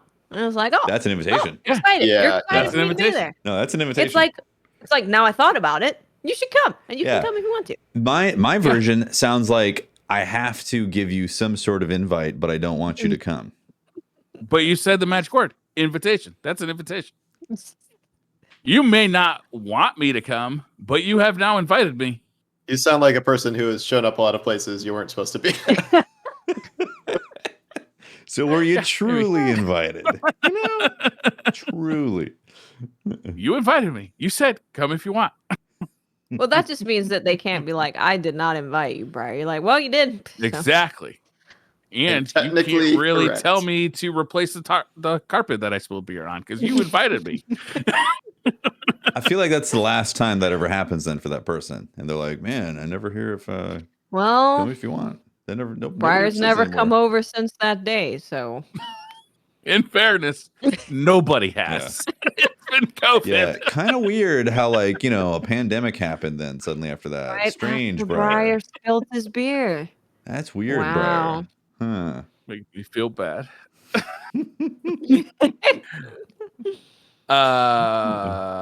Physics says GCX Charity stream idea. Everyone dresses up in formal wear for a Vault of Glass raid, but girls wear suit and tie, guys wear dresses and makeup. Yes. So you're saying Friday night? Think harder. I think we can do better. Typical Friday night. Can you also pretend that you're doing the Final Fantasy VII Cloud dance scene while you're wearing the dress and the makeup? That's Tuesday. Hugo Rune 79 says, what was the last thing that you laminated? Did anybody laminate their COVID card? I keep waiting. No, it's in my drawer right here. Yeah. Oh shit. I put mine in my glove box. I figure if I ever need it, it'll be right there in my car. So I haven't needed it yet though. Where do you even go to laminate things? I don't think I've ever I know, right? laminated Staples. anything. Staples laminate? FedEx office, Kinko's. Do Staples stores still exist, or did they go out of business? No, they still exist. I don't have a need for office supplies. Office Max, Office Depot. Yeah, Office Max sounds like it went out. Those are all still exist. Oh, okay. I don't know. I don't. Okay, either Office Max or Office Depot had to have gone out of business. There was not room for two of those. Or maybe Staples bought them. Absorbed them, into their gelatinous office supply bubble. I think the UPS store has a laminating machine. I don't know the I last bet they time I laminated something. It must have been when I was in school or something. Yeah, I legit can't remember. This is one of those things where I would totally think, man, it'd be cool to like buy one of those off of eBay and then only laminate one thing. It's like a 3D printer. I totally want a 3D printer, but I'm never gonna make anything legitimate out of a 3D printer. I think a 3D printer would be more useful than a this. laminating machine, but But like, still, I'm I gonna make some laminated an plastic atlas. cube. An atlas. Atlas, huh? Yeah, like each individual page. In fairness, I worked at Staples and made I made the office supply. You know, there's like different departments. I made the copier folk do it for me, and they were actually pretty mad at me for doing it, but because I quit and I was going to become a cable guy, and I wanted the maps, but I wanted them laminated so they wouldn't get all fucked up. Hey, that makes a lot of sense. That's the last thing I laminated, and I didn't really do it myself. I made somebody else do it for me. Oh, close enough. Yeah. Well, I guess I wouldn't be laminating my own thing. Yeah, I'm not I don't personally own the operating the laminator. machine. Do you laminate your social security card that says "Do not laminate"? It says do not Say laminate. that? Mm-hmm. Or is that your birth certificate? It might be both. Why can't you? I lost laminate my that? social security card and had to get a new one. That was not fun. Yeah, that's a pain in the ass. Oh. All right, Duo Shade's got a couple of rapid fire questions for us. All right. In Sync or Backstreet Boys? Backstreet Boys. Backstreet Boys. Probably Backstreet Boys. Yeah. Back. All right. Yeah. I do sing more of their songs. But yeah. then you can't sing "It's Gonna can't Be sing- May." And you can't sing. Still can. You can't sing bye. Bye Yeah. bye. The meme Bye-bye. level on NSYNC is very high. So Jeez. Yeah, you might be turning me to In Sync. yeah, Which one was Justin Dirty Timberlake in? pop. NSYNC. And What was Justin Backstreet Boys. Come on. Oh, true though. True. True. You've seen recent things. Is Recent? Timberlake getting canceled? Free Britney.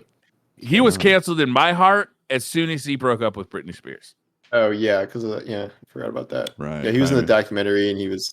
I An saw the a-hole. I don't know. documentary. Yeah, I didn't see the He documentary. was not very nice to her. I mean, he was in NSYNC, so let's be honest. Okay, Backstreet Boys are a little bit better. Backstreet's back. Didn't All Backstreet- right. It's back. Did the Backstreet Boys do "I Want It That Away"? Yeah. Yeah. Oh, Okay. Yeah. So that it's definitely Backstreet Boys. Yeah. The Backstreet Boys are the band that you know the most lyrics to, but have never owned a CD of. They I are. am Millennium, I'll have you know. So Oh, my bad. that was like probably my second CD ever, but Spice Girls are in second place there. I did not know that. Surge or Jolt Cola? Surge. I don't know if I've had Joe Cola. I don't think I've had Surge. I haven't think I had have Joel. either. This is way back. Yeah, Jolt's tagline was like all the sugar, twice the caffeine, right? I like that. Let's do that. Yeah, I like Is that. That sold me. Pre-Monster Energy drink type of stuff. Definitely pre-Monster, pre-Red Bull. Yeah, This is like the parents of Red Bull and Monster Energy. it was edgy in the '90s to drink Jolt. Was, They were the bad kids. was Surge on the same like wavelength? with this? Was Surge like I don't know, a, just too a many rival Surges. gang? Was it a rival gang? Yeah. Yeah, East It was Side like the versus Sharks West and the Side. The Jets. Surge Boys and in the Jolt Pack. the Jolt Pack. Surge Boys and the Jolt Pack. Bowling or billiards? Ooh. Bowling. Billiards. Bowling. Man, you see, this depends on who you're going with. Yeah, I really enjoy both. Yeah, right? Because like I drink a lot more when I'm bowling. So there's Exactly. Bowling is like I'm Lot gonna of drink a downtime, yeah. lot, and then every now and then I'll throw a ball down this thing.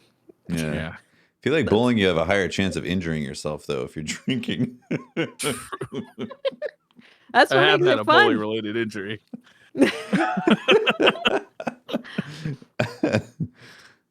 One time I spilled a pitcher of beer in the bowling alley. Damn. Right Yeah. down the whole thing. How did you do that? You have a history The of bar spilling wasn't beer on even things. open. The bar wasn't even open. That's I was true. going into the closed bar and filling up a pitcher of beer. And I came back out and I was so proud of myself, showing my friends how I had a pitcher of beer that I tripped. on the step and just dumped it. Oh my god. So bowling. I'm gonna go say bowling. Bungee jumping or skydiving? Fuck, neither. I've never done that. I haven't done either. Never done either. I haven't done either. Probably won't. I'll go bungee jumping, but I don't plan on doing that. I feel like I at go least I'm skydiving tied or to bungee something. jumping, even though it's Yeah. higher. I don't know. It feels safer somehow. It probably is safer. I think actually the worst part about bungee jumping might be the part where you think you're snap. done and then you get slung back up and gotta do it like 8 more times. The recoil effect right there. I would just be Yeah, so that's terrified over like, what if the person who was all right? So if you work at a bungee jumping company, clearly you smoke weed a lot, and if you smoke weed a lot, you might be the guy who forgot to come in and check the cord for the Saturday on whether or not there's like definitely everything's no good. drugs at the skydiving company. It's definitely a drug-free zone. I just feel like, oh, I'm gonna work at the bungee jumping bridge this summer for my, for some extra weed money. This is probably not the case at all. I'm just, completely like picturing this in my mind. I've never been. If bungee jumping. any of you are bungee jumping, Yeah. tacticians, Gotta be let us someone know. Let us know if you. At least one Are- of you is a bungee jumping technician. If you run a bungee jumping or has company, been in the past. Yeah, let us know. that's- Are you high? yeah, I feel like if you're gonna jump out of a plane, you gotta have a pilot license, or someone's got to have a pilot license. All right. Someone's Someone got to involved drive. You needs a definitely don't need a license. pilot's license to jump out Not of the a guy plane. you're strapped to. To charter this experience, someone's got to have the license and like the aeronautical or whatever it is know-how for all that stuff and the planning for the jump. I don't know. I feel like you could die from bungee jumping a lot easier. I'm gonna go skydiving. Master Chief or Doom Guy? Master Chief. Master Chief. Yeah, I'm gonna go Master Chief. I love Doom Guy. I'm though. gonna go Doom Guy post 2016 Doom. Okay, that's fair. Okay. He did get a lot more fun. Yeah. Well, are they fighting, or is it just who you like more? That's different. I don't know. It's all we got to go on is or. Just those. Mad Geek says, for Xbox fanboy PT, do you think Microsoft's flanking maneuver of attracting new players using Game Pass and xCloud built into TVs will attract enough new gamers to console-type games to end up selling more Series S and X's than xCloud might deter? Assuming free Game Pass trial sub. Right. I think Game Pass is the best deal in video games. Yeah, I'm gonna go. Yeah. With Yeah. I'm gonna go with counterpoint on that. They're not What's the actually. counterpoint? They're not actually trying to sell Series X's. They're trying to sell Game Pass subscriptions. That's because what they those care are going to about make. more. Yeah, they're going to make way more money on that in the long run than selling a one-time $500 fee for a console. Yep. Yeah. Yeah, They make money I on don't every know if they're part of going to drive like more console sales. Maybe they could to a certain extent, but I guess the question is like, will this idea deter more sales or increase sales?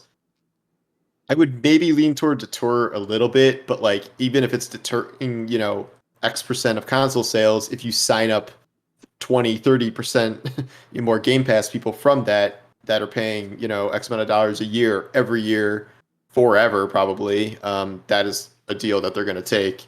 And they want to kind of establish themselves in this space as like the kind of only game in town for this, streaming Game Pass type of thing, which does not really exist on any other of these companies. So I think it's going to be good. Yeah, especially with the fact that they're not making it so centralized to one location. They're saying if you want to play it on a Series X, or if you don't have any kind of gaming console type of thing, a Series X or a Series S is a great option. Or if you got a PC, well, there's Game Pass for PC. Or if you want to stream it because you have good internet, you could do that. You could play it on your web browser or your phone or something like that. Like they're basically saying, if you get our service, which happens to be awesome, then you can play it on all these different platforms and options. I do think the catch there is like, I feel like if you're in a spot where you have good enough internet to like have like perfect streaming quality, you're probably enough of a gamer to like just want to own a console in the first place. So like we still have these kind of weird use cases where it's like, playing like streaming games on like hotel internet or something if you're on a trip is like not the best. So streaming still has some kind of challenges to overcome that, like we've seen with Stadia and stuff already. That's and like it has its true. use cases. So the problem with Stadia is like that is all it was. That was the only thing. But like Xbox is doing it right by having problem like with Stadia is that they wanted you to buy games on it. It was that awful. Was awful. Don't get me started. Terrible.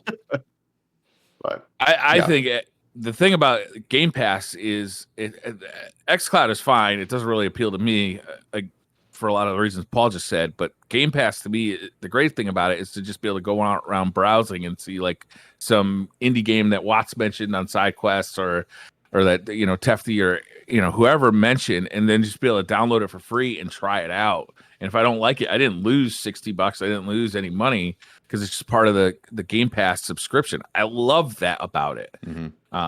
And I am lucky enough to have really fast internet, so it doesn't take me long to download it either. So I'm usually playing it in a couple of minutes. It really does feel like the Netflix of gaming, if you have a fast internet connection. If it takes a couple hours to download the game, then that's another thing. But still, it's such a nice. I think the PlayStation's got to come up with some kind of similar service. Yeah, well, I mean, they kind of PlayStation just has the exclusives, so. Well, they have PlayStation Now, and PlayStation Now is like sort of their answer to it, but it's always old.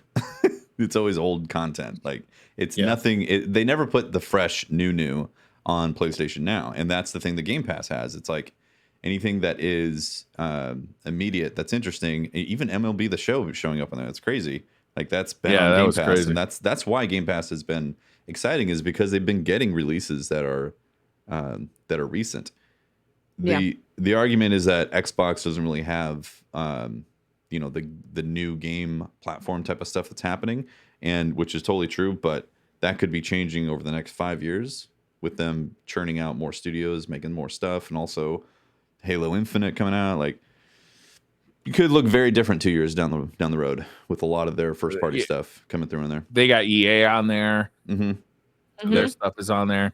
They get a ton of indie stuff like Spiritfarer that Watson recommended. Yeah. I think that was late last year or something, but I tried it out on there and I fell in love with that game. And that's a game I don't think I would have spent $30-$40 on, but since it was on Game Pass for free, I was like, well, all I got to lose is a few minutes of time, see if I like it.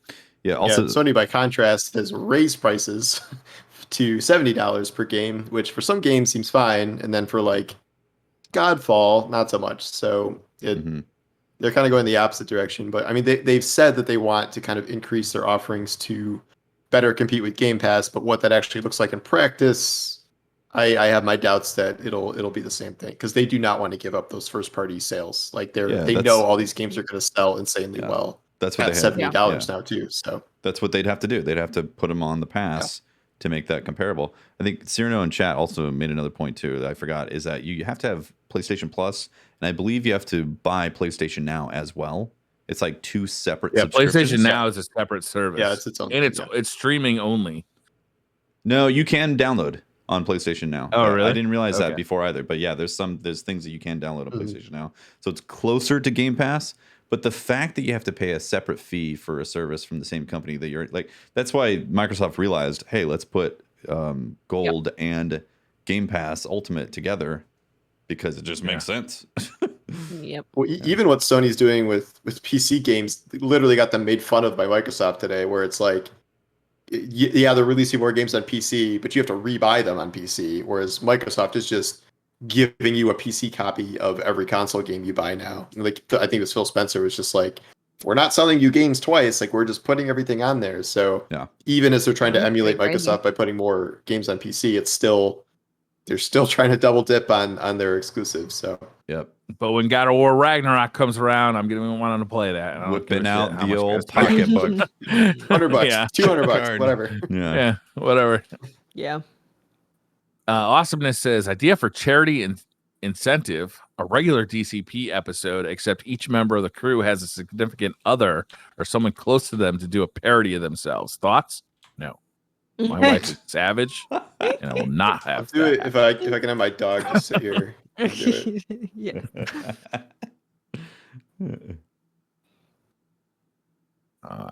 Jared Bryce. Remember when we did that like game show where I was we going had to say, answer yeah, questions? we had something That was like fun. that. Yeah. That was very, very fun. Jared Bryce says, with Fireteam Chat no longer a weekly show, do you guys show any signs of slowing down? I sure hope not, especially after Guardian Radio called it quits too. Fireteam Chat's never really been weekly. They do the show when they feel like they have something to talk about. Really? Usually it's like twice a month. It depends. Oh no, Fireteam Chat. No, Fireteam Chat was weekly. They just called it quits though, right? Or no, they're no longer weekly. Okay. They're saying they're going to do episodes when things are really important. They're doing it when there's like big launches and stuff again. Yeah. But Destin is like head of video at IGN and cannot really do this every week anymore. Right. So Yeah. we had to scale it back there.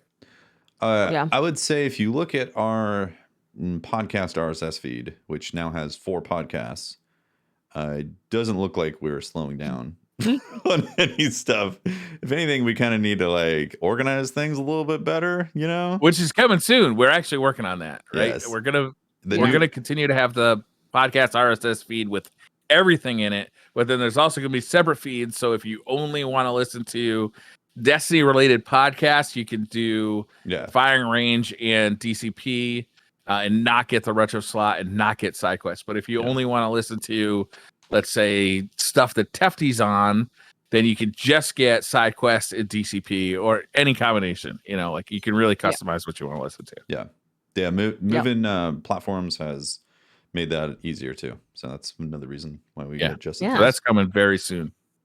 Yeah. So no, not slowing down. Yeah. Not at all. Yeah, we're not in that boat. You can't. I got a podcast somewhere. So Physics says, Paul Tassi, how does Vexed Mythoclast feel? As someone who will never get it because my gaming luck is abysmal, I want to know. It feels like the worst 360 auto rifle in the game that can transform into the worst fusion rifle in the game. And I did not make that up. I heard that on Twitter, I think, but it is extremely accurate. It's just so underwhelming in every way. Like even the sound design, like not bringing back, the original from Destiny 1 feels bad. And I think they were trying so hard to not make it like totally broken at launch, like the original one was, that they really went too far in the other direction. So, I mean, it's clearly terrible now, and but they know it's terrible. They've spoken openly about knowing it's terrible, and they will buff it. It's just a matter of when and how much they will actually buff it by. But if you don't have it now, don't worry about it. But there's no telling what it'll be like in another month or two, or however long it takes. It's I've really enjoyed using it in Crucible. It's definitely not the best auto rifle. Turning into the linear fusion is very fun. It's one of those guns where if I'm playing in a lobby with people that aren't just trying to win competitions constantly, then it's going to do great, and it's going to be really fun because you get to run like shotgun and a fusion rifle, and there's like some cool mod stuff that you can do with that. And then you're kind of running like a shotgun, an auto rifle, and a linear fusion all at once, which can be pretty fun. But yeah, it's definitely not quite where it should be. VHRP says, would you rather have to play as a warlock for the rest of your life or be limited to 2 hours a day as a Titan or a hunter? Actually, the Titan is written as Tidian. Oh. Which, I think I could only hand 2 hours. The Witch Cream DLC is introducing that class. The Tidian. Yeah, that's the new class. What was the warlock thing? You got to play as a warlock for the rest of your life, or as a Tidian or a hunter for 2 hours a day, max 2 hours a day. I mean, I already am a warlock main, so it doesn't matter really. I was a day one warlock, so it's not gonna bother me. Yeah. I mean, I don't really know what a Tidian is, so I'm just gonna go with that. Sounds good though, don't it? Sounds like I can still do what I want if That sounds pretty magical. being a Tidian. Space magic. Yeah. You know? It sounds pretty fun.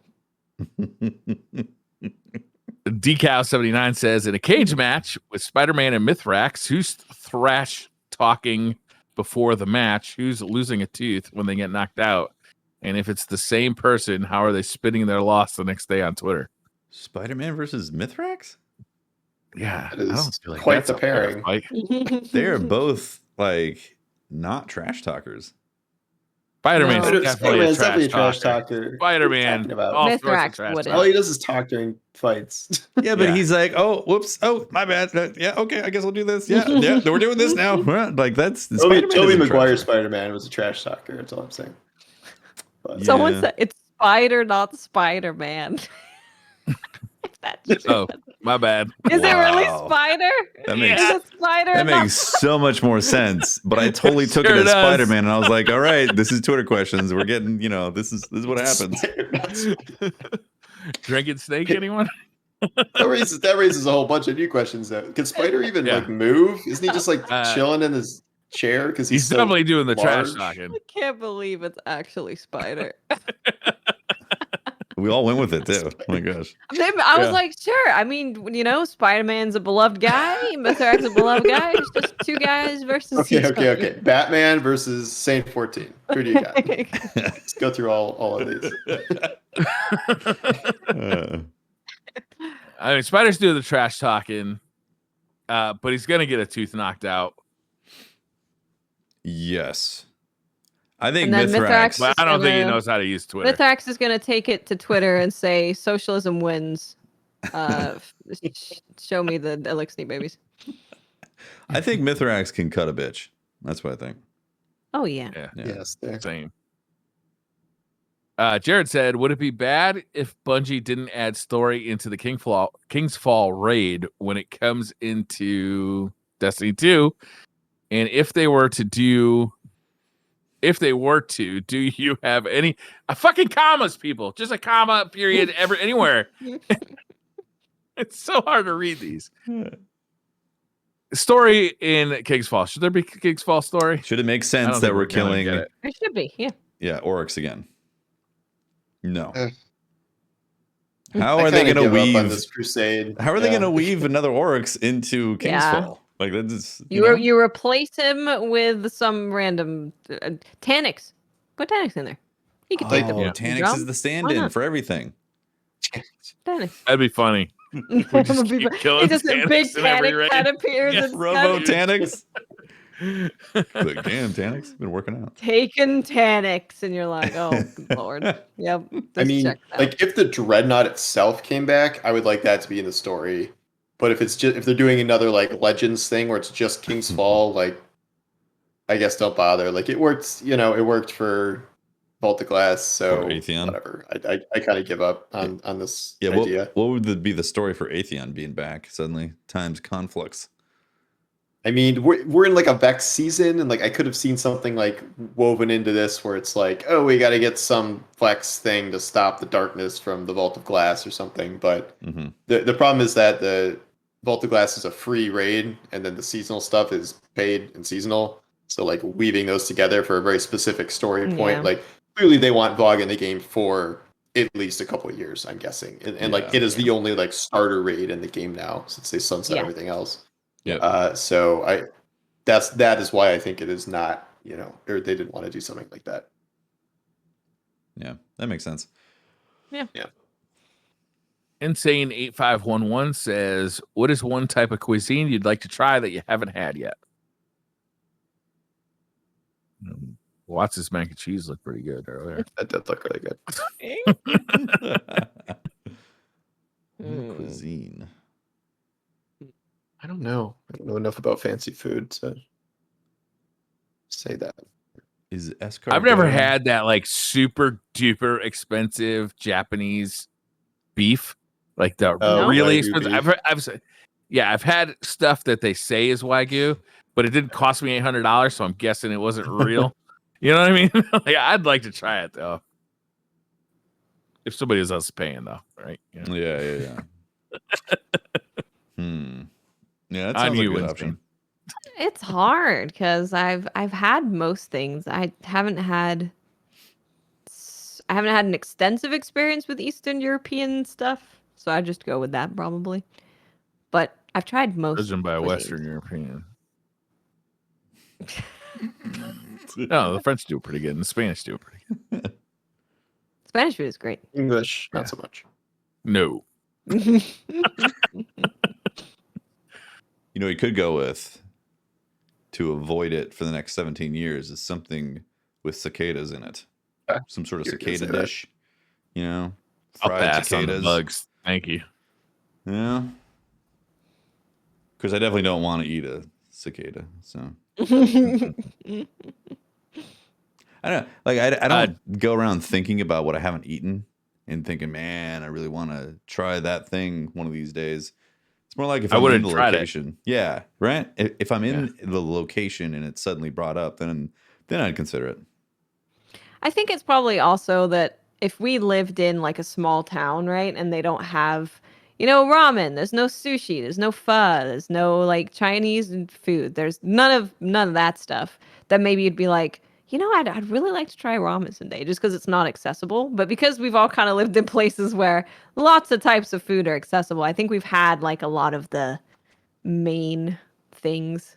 Yeah. And then the things that are like more niche from countries that maybe you don't hear about their food as much. I don't know about it, so I have no idea. Yeah. I think an interesting question would be, which ones would I give back? Like I tried them, and I wish you never tried it. Just want to erase it from your memory. Yeah. Ty says, do you feel like the narrative events of this past year, starting with Season of the Hunt, have flowed into one another better than the previous year's content? If so, even if not, do you think the current way seasons are being done is good for the future? I think they've definitely improved. Yeah, like 1,000,000% better. Yeah. And how it was in the past. A lot. I mean, they improved a little bit last year, maybe, with the whole like the pyramids are coming thing that started in Shadowkeep, and there were little clues and stuff. But then you get a season in the middle where it's like the Almighty's crashing into the tower. Like that really didn't have anything to do with anything. So true. Yeah, it's much better now for sure. It's a lot. They can't be all as good as this one though. This season just for me personally just hit so hard because I've been so interested in the Fallen for so long. Mythrax has kind of been showing his face every once in a while, and that was always very interesting. The scribe is so good. Like I just don't think that they'll be able to, for me personally, hit like every season is not going to be this good just as far as what I'm interested in personally. Like this one was really tailor made for my interest in Destiny. Last season was so good too, though. I thought like I didn't enjoy it as much. Really? Like even the pressured stuff, and like I really like that a lot. I would say I probably like this one more, but I thought in terms of like overall narrative, they did a good job with it. Even Season of the Hunt, I mean, like the content of Season of the Hunt with the hunts was terrible, but the crow stuff they did was really fantastic, I thought. Mm-hmm. Yeah. They've just been getting better and better, refining that process. Yeah. Ring of the Dingo says, what is the least useful news you've heard this week? I heard Alabama has like a 3% vaccine rate amongst eligible adults. Damn. 3%? Yeah. I heard that from my mother today. I don't even know if that counts as news. If you heard it from a family member. I think it's a very relevant news item because it sucks. Well, I'm not going to go to Alabama anyway. I had no current plans to head to Alabama. You weren't going down to the crawdad boil? Most useless news. I'd say probably whatever Hideo Kojima was saying at the Game Awards today, Summer Games Fest, where he was just kind of there to talk to Jeff Keighley and not announce anything. But I guess it's nice to see him. Did someone just tag me as the most useless news of today? Offensive. My Genshin Impact conch shell guide was very useful. Thank you very much. I'm offended. Dreadnought says there's an app called Rumbler where users can scroll through strangers for a potential opponent. If it is often dubbed as Tinder for fighting. If both parties swipe right, you both agree to arrange a time and place to fight each other. Would you sign up for this? I would have when I was a kid. Definitely. That's hilarious. Is that real? Have you guys heard of that? I have not. Yeah. First rule of Rumbler. Don't talk about Rumble. A fighting app. That's hilarious. That is hilarious. Shadow Hunter says, "Are boneless wings even wings, or are they chicken nuggets in disguise?" P.S. Disguise is a ridiculously hard word to spell for some reason. Paul Tassi, what's the hardest word to spell for you personally? What's the one that you always have to look up? Oh man, that's a good question. It probably used to be Schwarzenegger whenever I had to cover That's a tough anything one. he was in. I think How I learned often it were you? eventually, but I was like off to the point where like spell check was like, we have no idea what you're doing. So I just have to Google like Arnold Terminator. Just When spell check is like, I don't know. Yeah.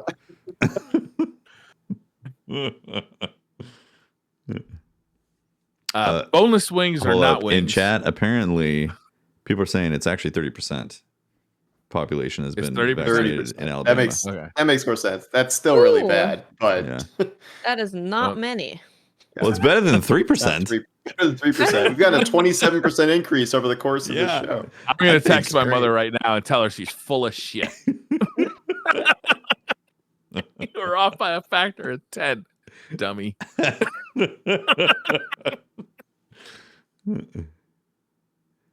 What was the chicken? Boneless wings are not chicken wings. They are boneless. In fact, they are just chicken slices with that have been buffalo sauce or some other up. sauce on it. Yeah. And they're fine. I no hate if you don't like bones or if you don't like good things, get some boneless wings. Whatever. No hate. Lazy fucker. Blandy McBlanderson says, if you could get rid of one kind of insect or arachnid with no ecological consequences, what kind would it be? Bees. I'm allergic to bees. I hate bees. Oh, but bees do all the cool pollen. Yeah, I know. There's no ecological consequences. I know, but still. Here. Fuck bees. I mean, this year I have a certain insect in mind that I would like the cicadas to not be around all the time, but that's only every 17 years. Yeah, mosquitoes are not great. No, mosquitoes are awful. They give so many diseases to people. But wait, what if it was a positive ecological development where there's no more like malaria or whatever? Does that count? One. That's good. I love deer ticks. We can get rid of Lyme disease. Yeah, I was gonna say I think ticks are probably up there between ticks mosquitoes and ticks. Wicked bad tick here too. Yeah, because like ticks can carry all sorts of horrible things and also are super inconspicuous and bad for pets and all. Like be crawling on pets and be like, "Ah, it's a tick." Carrying around pineapple pizzas. Yeah, pineapple pizza disease. He's a RoboCop.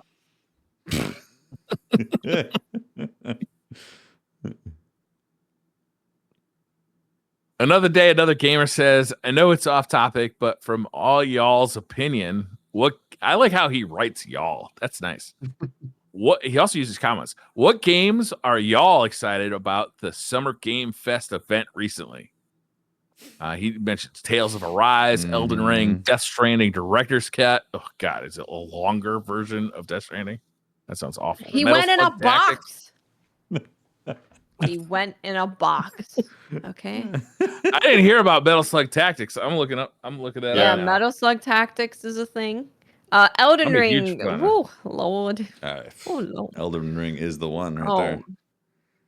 Yeah, I mean, Elden Ring's the obvious choice. I'm excited about Wonderlands, honestly, the Borderlands spinoff. Yeah. Because I love Borderlands, and it sounds a lot different than I thought it was going to be. I knew something was coming, but there's melee weapons and spellcasting and like building your own class and stuff, and like that sounds cool. Pretty different than a traditional Borderlands game. Well, it still has loot and stuff, so yeah, that sounds really appealing to me. It does sound very cool.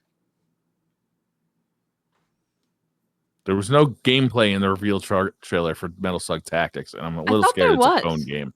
Really? I thought I'm pretty sure they was writing an article when they were showing that about. Pretty sure they showed gameplay of it. I'm a big fan of Metal Slug, but I don't know about that. Yeah, the Wonderlands thing is cool because it's a separate game from Borderlands, so it's kind of its own thing. And it's fantasy themed. So it's it's a looter. You get to make your own character. Tiny Tina is an amazing character, just period. So it's gonna be really fun to have her in there. I think it looks very interesting. It's a fantasy looter, but with Tiny Tina. I'd play it. I'll play. Corey Robinson says, Briar, you're being held at gunpoint. Agree to let barbecue Briar jokes continue indefinitely or admit that Crow isn't Aldrin. Choose wisely. Go fuck yourself. Russian05 says, how much did Paul really enjoy the new Saw movie? I'm planning on renting it this weekend after his glowing recommendation on Twitter this week. Thanks, Paul. How was the new Saw movie? How Good? was this new Saw? Because the first Saw movie was really good. That was this like is the first 40 years ago, and now there have been like 13 Saw movies. Let's And back off the age hate. no, I think I was in college for that. But it is like excruciatingly terrible. We're like, first of all, it's a Saw movie starring Chris Rock, and you're like, okay, maybe he's trying to do like a dramatic turn and like whatever. He really like Saw. He's literally just doing stand-up material for like at least 20 minutes of this movie.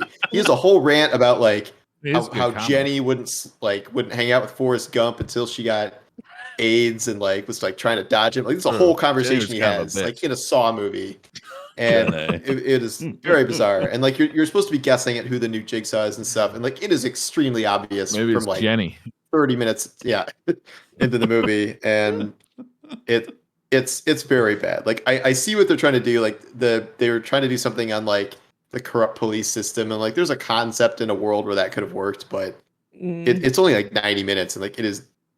But I paid $20 for it because it was like one of those at-home movie rentals. And I'm like, I'm a big Saw fan. This will be fine. It was not fine. So do not spend any money on that. I've never seen any Saws before. Really? Yeah, not a single one. The first one is really Watch like the first two or three. Yeah. The first two were just like really good. They were my favorite movies for a long time. That explains a lot. And you want to eat Briar, huh? Sam says, if you could give each class a superpower from Marvel or DC, what power would you give each class? Oh, Lord. For example, give Titans Wolverine's claws. That's actually pretty good. That is actually pretty good. Wolverine claws on a hunter sound pretty fun. I could turn Titans into like with the fire hammer, so they can actually recall the hammer back to them, which is what everyone has always wanted for that ability. Yeah, what the fuck, right? Like, it's such a no-brainer. Like catching it would feel so good, even if you had to like, there was like some skill in catching it. It would feel so good to catch it. That's the correct answer. Can I turn into an ant and then go to the B flag, go capture it? Just no one can see you. I was just like, what the heck, man? It's permanently contested. What's going on? Make some sick plays, let me tell you. Sounds pretty useful. That's how you win trials. Yeah. You just wait for the capture point, go into ant form, capture the point, you win. Yeah. GG. And then in PvE, you go into Jumbo form, where you're larger than life. Just Yeah. step on at the end. Wow. Let's see Oryx now. Yeah. That sounds pretty Did anybody see the first episode of Loki? Not Yes. yet. I'm waiting waiting for Friday night because it feels Very explanatory, right. but in like a fun way that works. So. It was definitely the first episode, but it was Yeah. fun. I like Tom. Was his name Hiddleston? Hiddleston, yeah. And Owen Wilson is great in that too. He's like the perfect foil for him. Nice. Yeah, it was pretty fun. So it was definitely explaining. Z Play says, how about an incentive where y'all have to I'm not doing it. No. Yeah, No. what is it? Read What it. is At least Briar? read it. You must. You're contractually He obligated calls to read me it. pork. Pork Briar? Sweet and sour pork Briar? Is that what we're talking about? What Not only am I hear not it. reading it, but I'm probably blocking him. Spare rib pork Briar?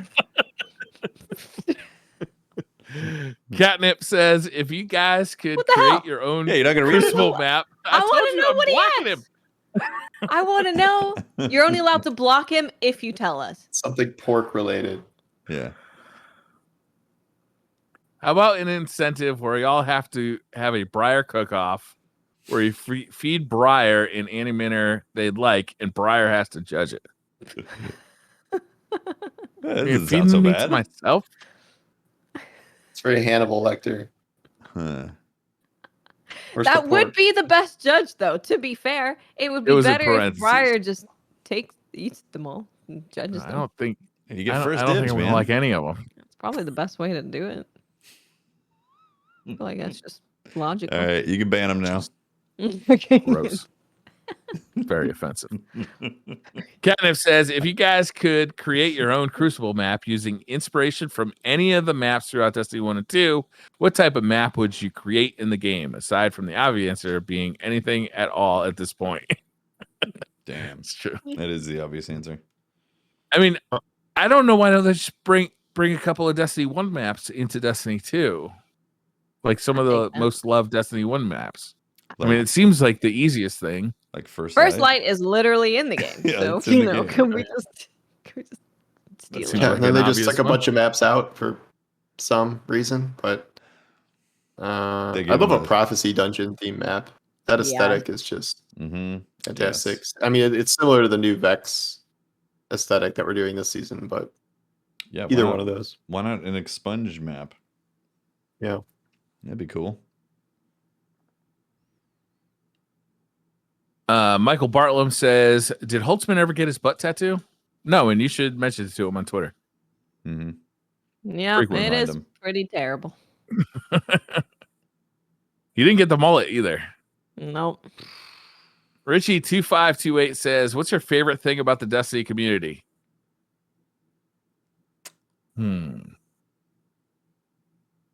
My favorite thing is how everybody comes together to do amazing things like raising money for charities that are awesome and stuff like that.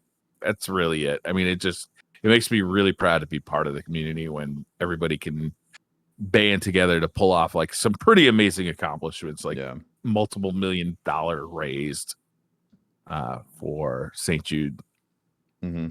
It's absolutely, it's pretty hard not to say that as the best thing, because like that's amazing what the Destiny community does when it comes together for charity.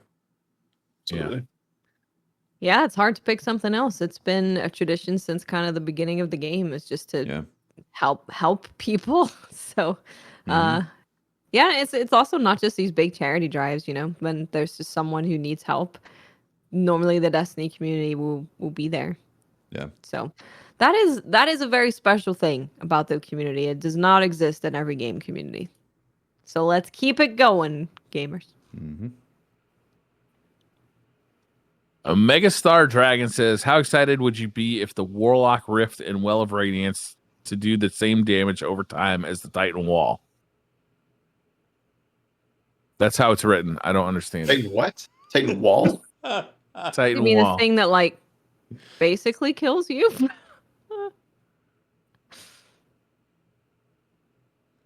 I'm going to need more clarity on that one. Do you want the rift to do damage when someone steps in it, like the Titan Wall does damage when someone walks through it? Okay, I did not get that at all. I think. That seems overpowered. Like you're just leaving all these pools of like instant. That seems like something they should add to like one of the exotics, like Vesper Radius or something.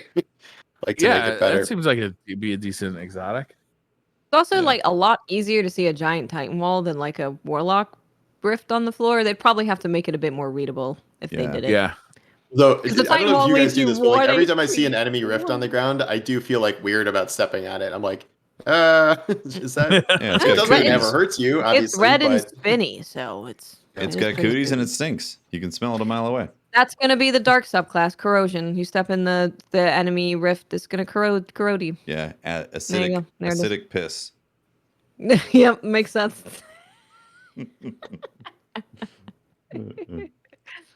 Last question of the night.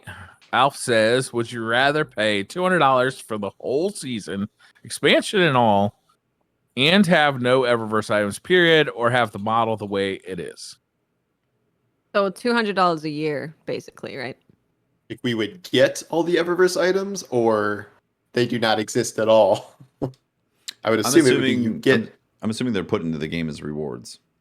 Yeah, I would do that easily. Yeah, So I pay a subscription fee like that. Too much money, so.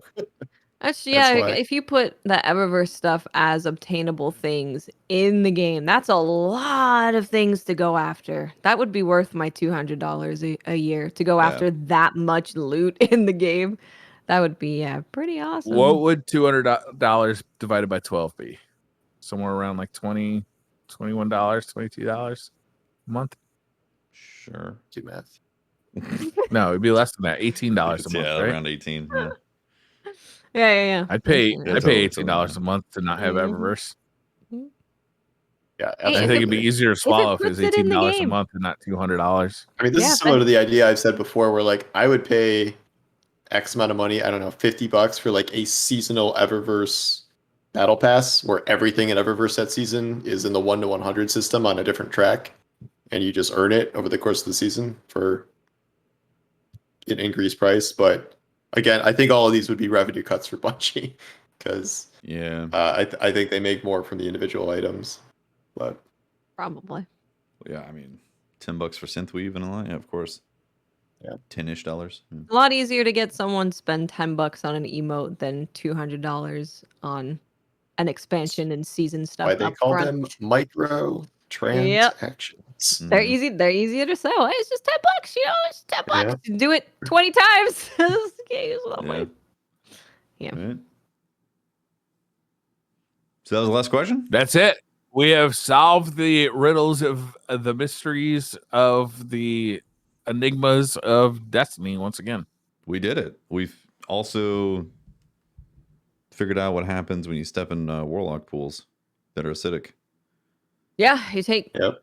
You go Damn down it. to That's 1 not going to HP. clean off my. That's not going to clean off my Air So Jordans. whoever asked that question Those are fucking ruined. believes that warlocks do just piss everywhere because they Yeah. want them to do damage. Oh, interesting. That is a controversial opinion to have. That's very toxic of you. That yes. I would never say such a thing. Yeah. And on that note, thank you very much for watching the show. Watching and listening. If you want to support us, you can always subscribe to the Patreon. And also, thank you very much to the Twitch subs that happen during the show. We all are very appreciative of that. Watts, where can people find you on the internet, and what are you going to be doing? You can find me on Twitch, Twitter, and YouTube if you just look for Miss 5000 Watts. And tomorrow I'm going to be starting Ratchet and Clank. We're going to be streaming that early in the morning. By early, I mean like 11, so late in the morning. Early in the day. Gamer hours early. Yeah, early. So we're going to be playing Ratchet and Clank, and then we'll probably go back to the Final Fantasy VII Yuffie DLC because I'm not done with it after almost 5 hours, which is quite nice. Wow, nice. Good chunk of stuff. Yeah, we got some exciting games coming up. I can't wait. Awesome. Paul, where can people find you doing your thing? I'm at Paul Tassi on Twitter, and my main thing I'm trying to build up now is my YouTube. So you can find me on YouTube making pretty much daily Destiny videos at this point. So Nice. That's great. Nice. And Briar, where are you going to be roasted and basted? You can find me at Home Depot reading the back of insect killer packages, trying to find out which ones are pet safe, and then spreading them across my yard in a back and forth motion using a Scott spreader on probably the number 3 setting, possibly number 4. I'm not sure yet. We'll play by ear. Okay, nice. I'm looking forward to finding out on Monday what the result is. I'll let you know. Trust me. I'm Tefty Teft. You can talk to me at Teft on Twitter. You can find me waiting for the Disneyland vlog to finally switch over to fully processed because it's been over 24 hours and it still hasn't fully processed. It was a big vlog though. The day one was over an hour and so chunky. All right. It's in 4K. Tell them how many gigabytes. It was about 33 gigs, and I uploaded that in about 20 minutes because, fiber life, that 1 gig fiber life. It's, it's nice. Yeah. So it's taken some time. Here's the thing. I've uploaded other music related vids though on the music channel that are in the same ballpark of that size and they get converted within an hour. I'll be like, I think it's done. YouTube's having trouble. I think with something's something wrong. Yeah. processing. Yeah. YouTube's I've had issues too lately. Well, that's where you find me. That's the show. Thank you very much for watching. Before we we appreciate leave, it. Yes. just want to give another reminder about next week's show. That's a good In idea. case you just tuned in, or you forgot, or you didn't hear us, or you were ignoring us. I understand. Next week we're gonna be doing the show live at GCX, but in our houses, and it's gonna be at 12 p.m. Pacific next And week. in So space. same day, and in space. So make sure you find a way to get space. Is Pope coming for that one? Yeah, Yeah. Pope's coming for that one. Yeah, Yeah. he's He's launching coming for into the Saturday space. one too. Listen, Pope's on vacation. He wants to just be the manager of DCP for 2 weeks. He is losing his mind. He's losing it. Sweet. Yeah. Let's do it. So it's gonna be a special podcast. Yeah, it's gonna be a special podcast because we're gonna have everyone together. It's gonna be really fun. Yeah. But it is at 12 p.m., not at 6 p.m. So Man, is it too I late just- to ask them to make like a virtual fire pit where we can roast Briar and eat them? God, this is a really offensive. Like maybe they Unreal already Engine to have do one. that. We could do it in space. Contact HR. There is a Yeah, tavern what if- there, so There's Yeah, a tavern. tavern. You've got to have Yeah. a fire there. We could just take Briar's avatar to the tavern. Think about this. He's gonna be there anyway. Actually, that's where Briar's gonna be anyway. He's gonna be in the tavern. Yeah. Yeah, that's where I'm going. How about we do like bacon wrapped briar ribs at the tavern? As you know, Yeah, meet is at the tavern. Yeah. Maybe we can get like when you're making your avatar, maybe there's something to do with bacon, Briar, and you can just like wear that to the tavern meetup. Okay, well, Briar's gone. Briar's God, that's the show. pushed them too far. you much. Thank you very much for watching. We'll see you next week. Bye bye, everyone. Bye. Yep.